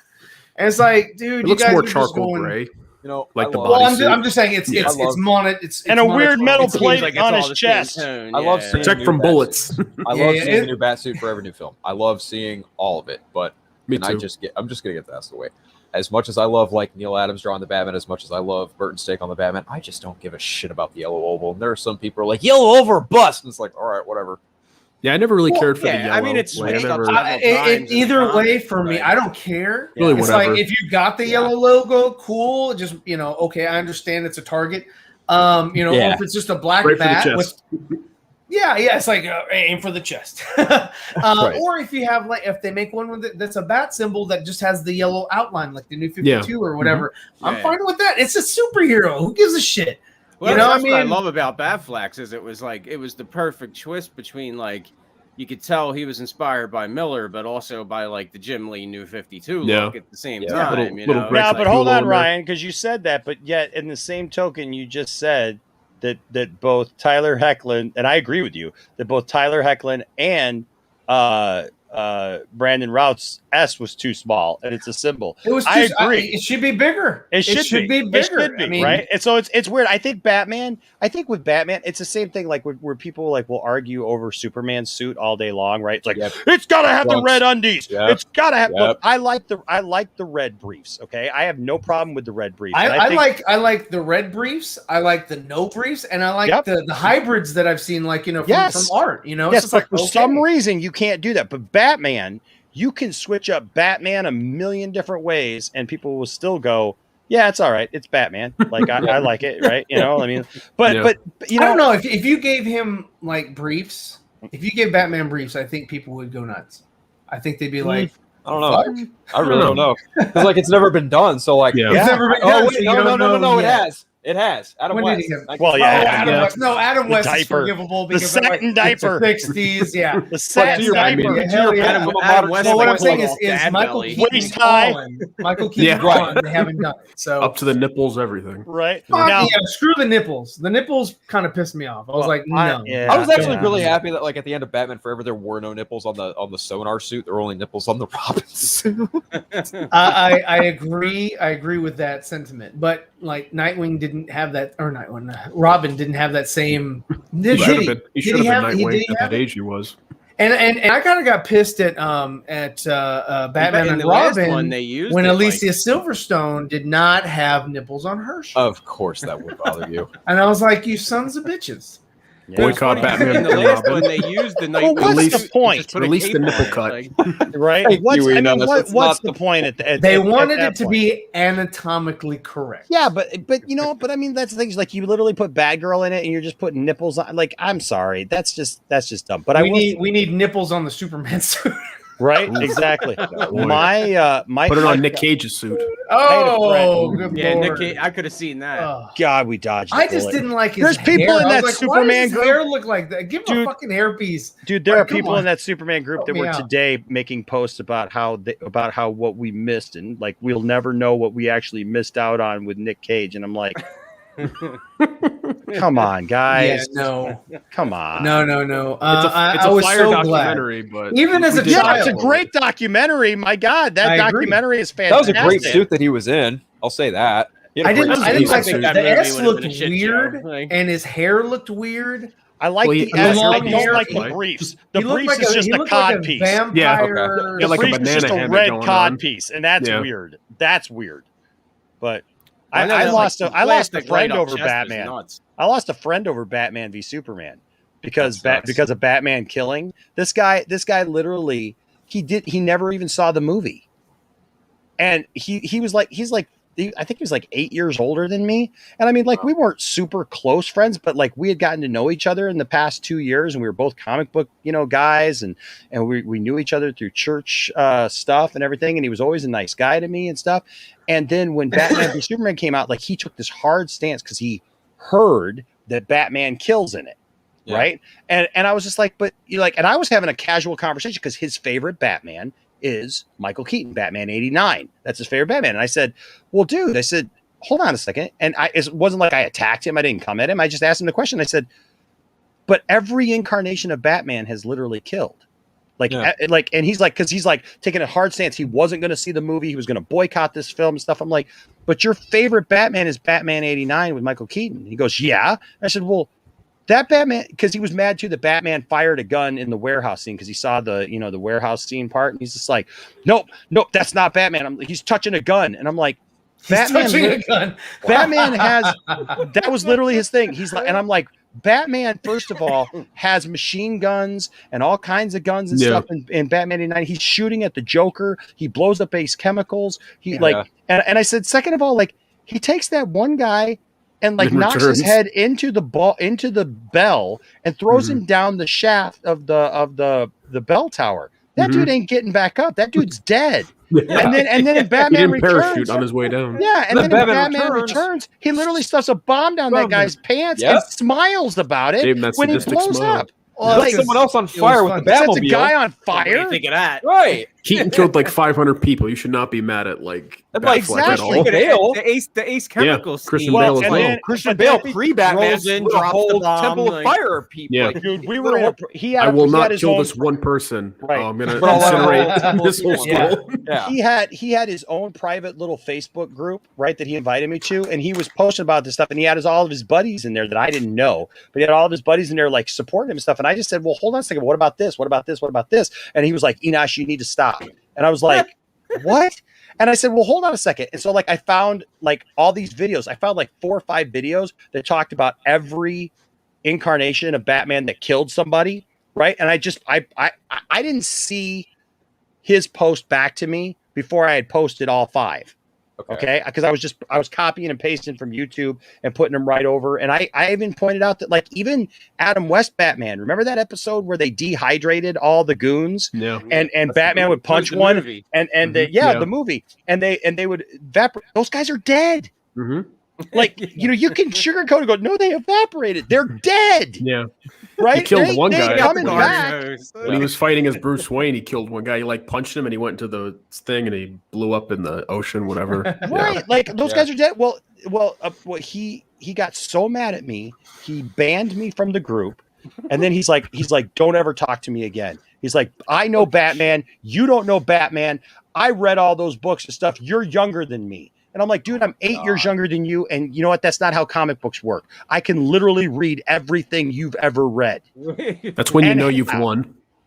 And have. Yeah. You know, like you don't have a nowadays with monopoly digital on it. comics. Like, Yeah, it's like you don't have a monopoly on it. Yeah, you I got own all YouTube. those books. You know? But you know he watched 0 of those videos. Oh yeah. Oh, No, yeah. I know. As soon as he clicked on, he just got scoffed and then he banned you. Yeah. Well, yeah. Well, here's the Facts. thing. Here's the thing. When I'm wrong about something, okay. Look, we all have our little pet peeves about stuff. You know what I mean? But like when I first saw the Batmobile from the Batman, getting ready to come up, right? I was like, well, it's a cool looking car, but that Batmobile sucks. That's not the Batmobile, right? I'm like, they have a toy version of it right now. I'm looking at, and it doesn't look like a Batmobile. I know, like but the thing is though, is that I made a big deal about it at first. I was like, a windshield, really? Batman's going to drive around with a windshield? Like, that's not going to get blown out every day, right? Like, come on, you know? And I made this big deal about it. Right, and I made a big deal about it. Well, then though, it's in the other room. My book is in the room. But I started reading. There you go. You can pull it up, Bill. Yeah. It's in my kitchen actually, because I got a stack of comics in my kitchen. But it's in there because I started remembering about how when they introduced Jason Todd and all throughout the 80s and stuff, the Batman had many Batmobiles. Yeah. That were just regular cars. Like one is like a black Stingray, one's a Lamborghini. Like they all just got regular windshields, like no bat symbols. You're lucky if you had a little bat symbol on the side of the car, or like not even the side of the car. There's like one there that like it's just on the license plate. Yeah, like it's like what? Like okay, whatever, you know. But the thing is like that's in fact the Batmobile when Jason Todd steals the tires off. It's just that Lamborghini, and so. You know what? I had to take a step back and go, you know what?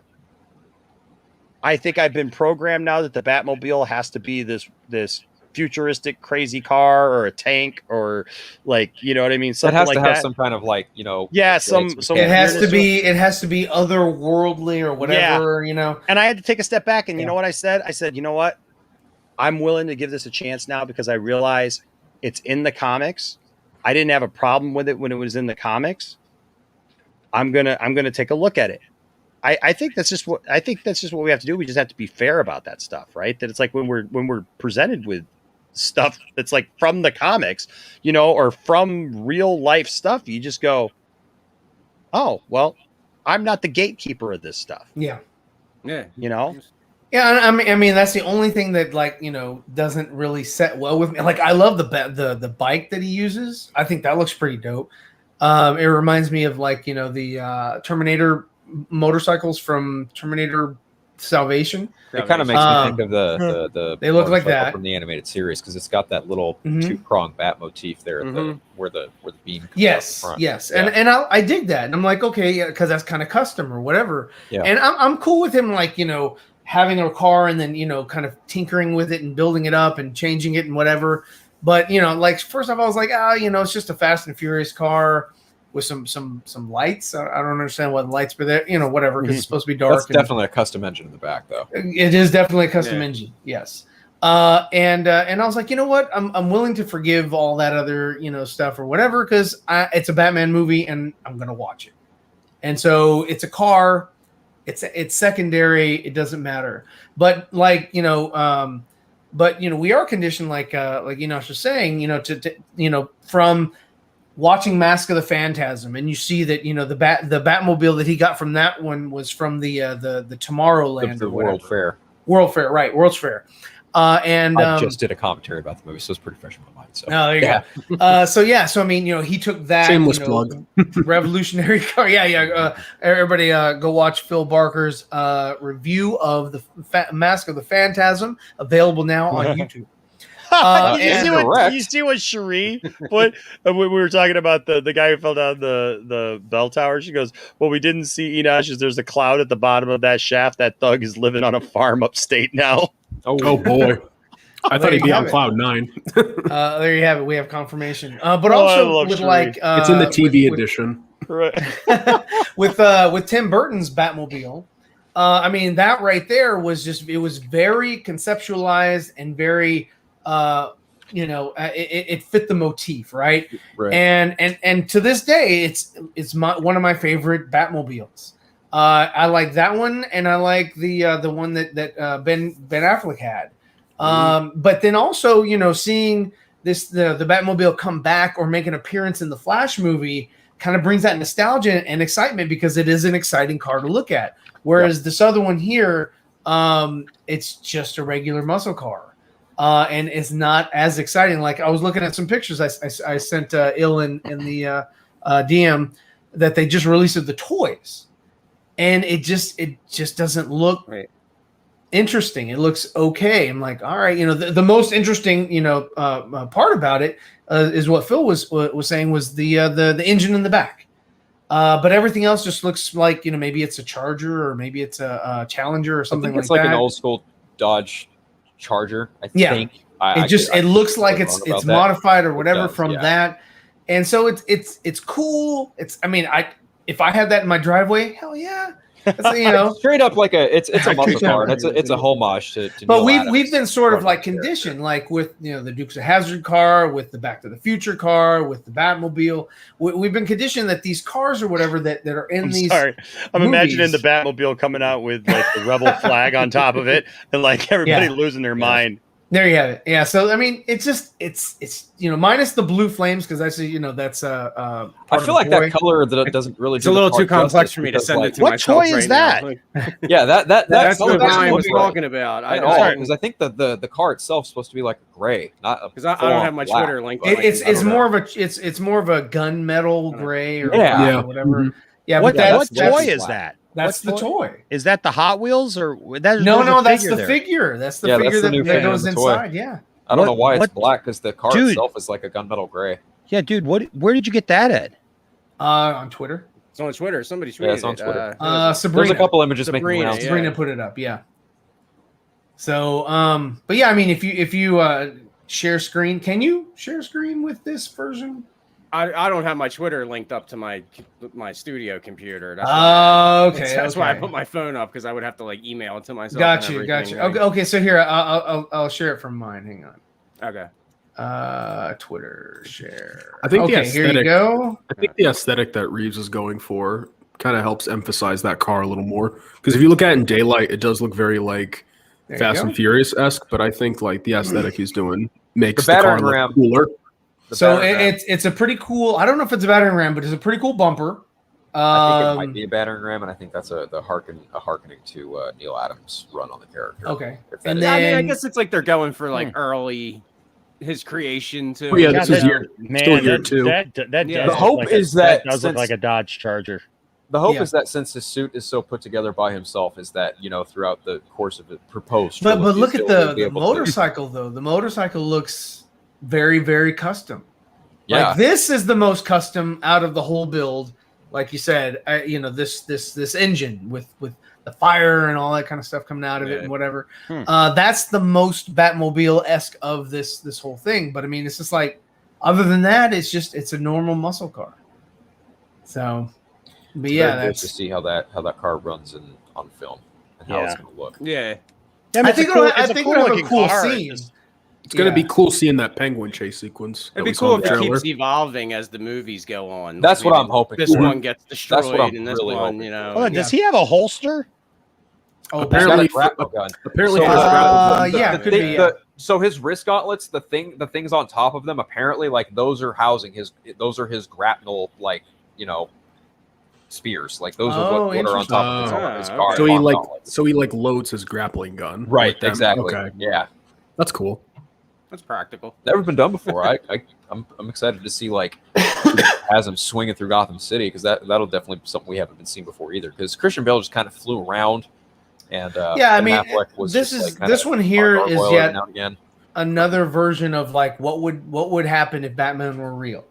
Yeah, and we've already had what if Batman were real with Christian Bale. So I'm wondering what is the difference with this incarnation of Batman. See, I'm hoping it's definitely there's a larger emphasis on like story and maybe that we might get a hint of like Poison Ivy or like other supernatural-ish kind of villains. Because you think about Matt Reeves and you think about like the movies that he's done, you can't help but think that he would not pass up an opportunity to use villains like Mr. Freeze, villains like Poison Ivy, villains that are a little more fantastical in some regard. That's I feel like Reeves is going for like that gritty take, but also having that like larger than life feel in these movies. I mean, what we've seen so far, it still looks gritty as hell. But I get that vibe too. Who knows what other villains he might introduce? He could very easily do a gritty version of Mr. Freeze or Poison Ivy without going so over the top of like what the Harley Quinn show does or something like that. Honestly, with all his work with mocap and Andy Serkis, I honestly thought like it'd be a great time to see if someone could do Clayface. Yeah, Clayface, that would be. I could see Clayface in this world, like from what we've seen from the trailer so far. I could see it existing. You know, like yeah, I could definitely. I just hope it's good because the fact that like I keep hearing about Warner Brothers making them do reshoots. I just don't like that they keep pushing it back. I'm like, dude, this thing should have been released this month, next month. June, bud. June 25th. Was it June? Holy shit! June 25th was the initial release date. Seems like a good fall movie, to be honest. I mean, with the Long Halloween coming out and like full on October, it would have worked better in October. But yeah, around there, I think would work really well for that movie. That's always a good Batman month. Yeah. I think on that note, gentlemen, I'm gonna go to bed because I gotta get up. I gotta take off. I gotta go too. Yeah. We're all gonna take off on you, bro. Yeah. So go and wrap things up while we leave. I wanted to give Ryans a chance to tell their stories, but I could tell mine real quick about you want DC. to? Yeah, sure. Since I'm the youngest one here, it was mainly JLU that I watched a lot, so I'm just stating the truth. It was mainly JLU that caught my attention and Batman 89 when I watched it when I was really young, but I didn't really get into it until about when I first saw Man of Steel for the first time and BVS. When I saw BVS in theaters, that's when I got like hooked on Zack's filmography, and then I started going deep into DC. That's when I like found like my true passion, and that's why I'm so connected to like Zack right now. Because if it wasn't for him, I wouldn't have found that passion or that of me pursuing like my career in filmmaking because I'm going to college for it. Awesome. So I love hearing that too. That like. Because I hear that from a lot of people that Zack led them to comics. Yeah, you know, like where for me it was kind of the other way around, to where it was like Zack was what I was waiting for my whole life as someone that loved the comics, you know. But to hear that he led people to the comics and is cool. Also, I love that. Yeah, heck yeah, he's a trendsetter. Yeah, exactly. But yeah, I got to get up for work too, so I guess we should all get going out of here, but wish me luck. I got to be up early in the morning because I did not get in on the pre-order for the Dark Side with Armor McFarlane figure, which my wife finally told me today. She knows that I've been suffering for this for the last couple of months, ever since it was announced. She told me today, she goes, I haven't told you this because I didn't want you to be upset, but the day that went on pre-order, I went on and I saw it and I could have ordered it, but I figured you were on top of it because you're usually on top of all that stuff, and you usually. Oh man! And I'm like, no, because you know what? My alarm didn't go off, and it was my day off, and I slept in that day. Oh man! I missed out on it. Damn. And and she told me that today. I was like, dang it! So tomorrow it's released. So wish me all luck because I'm going to be up bright and early at my Target, hoping that somebody will go back in the back and get it for me if they even got it. So it's supposed to come out tomorrow. So. Well, I wish you all the luck for that. Yeah, thank you. All of existence shall be mine. Yeah. Does everybody want to go around the horn? Tell everybody where they can find you. Who wants to start? Yeah. Good, Ryan. Okay, I'll start. Yeah. Hey, check me out in a couple days. What's today? Sunday, Monday.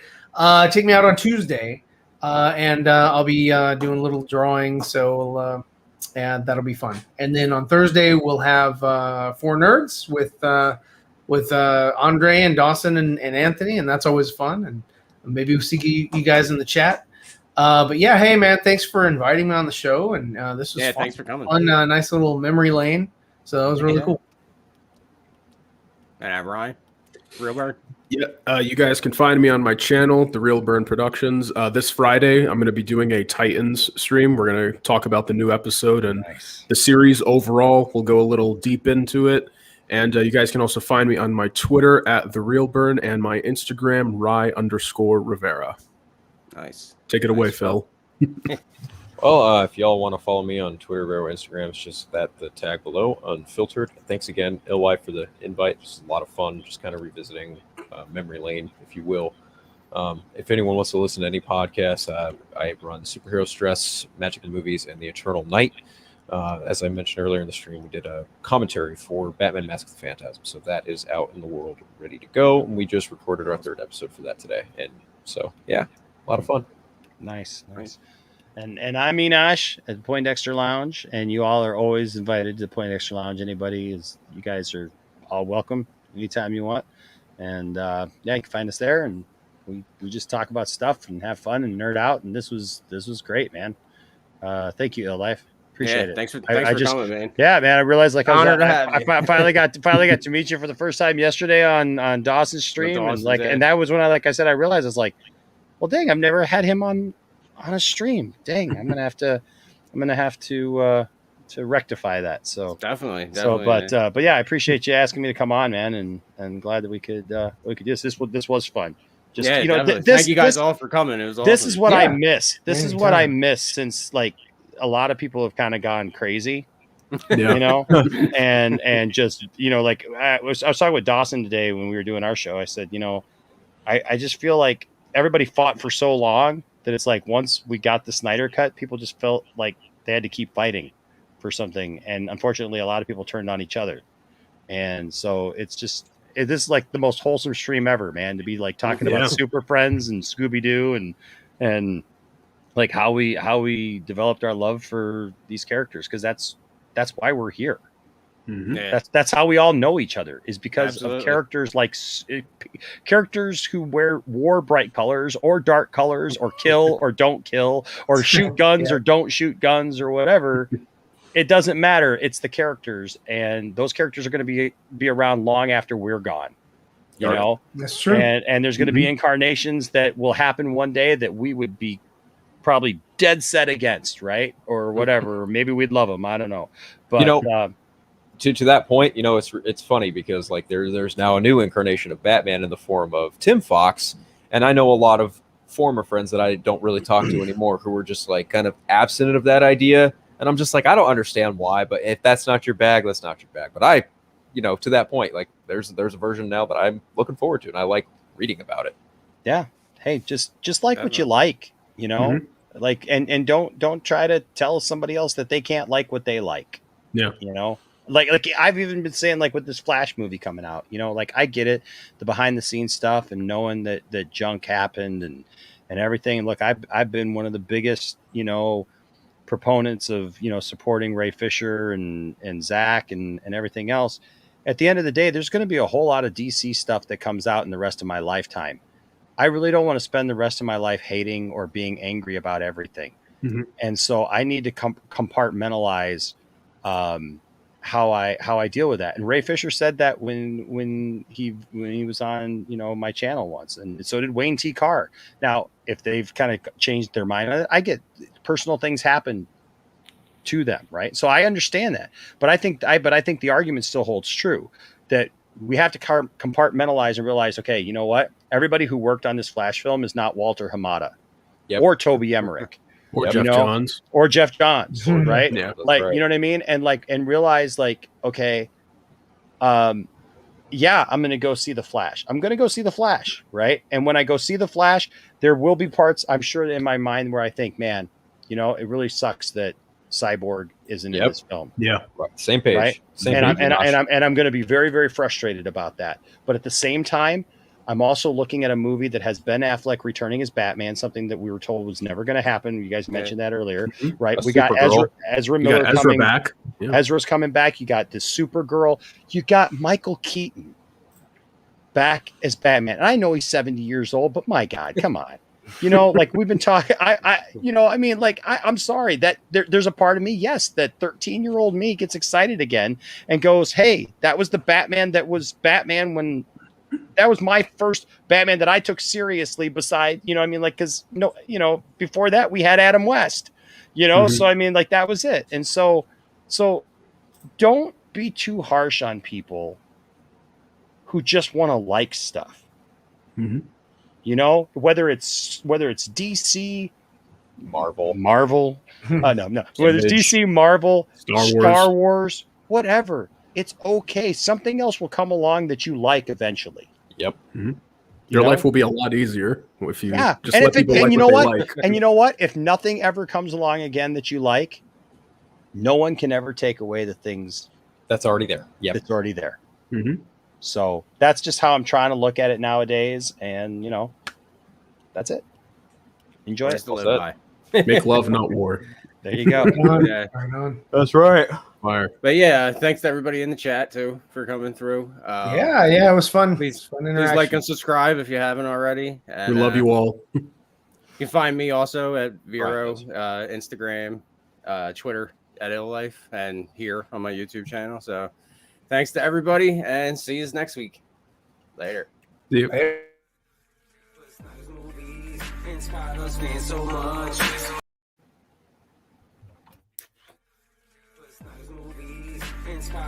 So much. Brother, in the weekend, that's that day we had the hashtag up. Release the Snyder Cut, and we would not give up. Till we got to see the vision Warner Brothers promised us. And then we trended up, despite all the naysay. And made them notice that we were never gonna go away. Kept fighting every day, and I guess that was the key. Cause now we're really gonna see Zack Snyder's Justice League. Release the Snyder Cut, release the Snyder Cut. It was the Justice League, and you douchebags fucked it up. Release the Snyder Cut, release the Snyder Cut. Why did you chop it up and make it fucking suck? Now we're getting Zack JL, now we're getting Zack JL. And all the naysayers can finally go to hell. Thanks to HBO Max, gonna be a Zack attack. And now we're finally gonna get this vision back on track.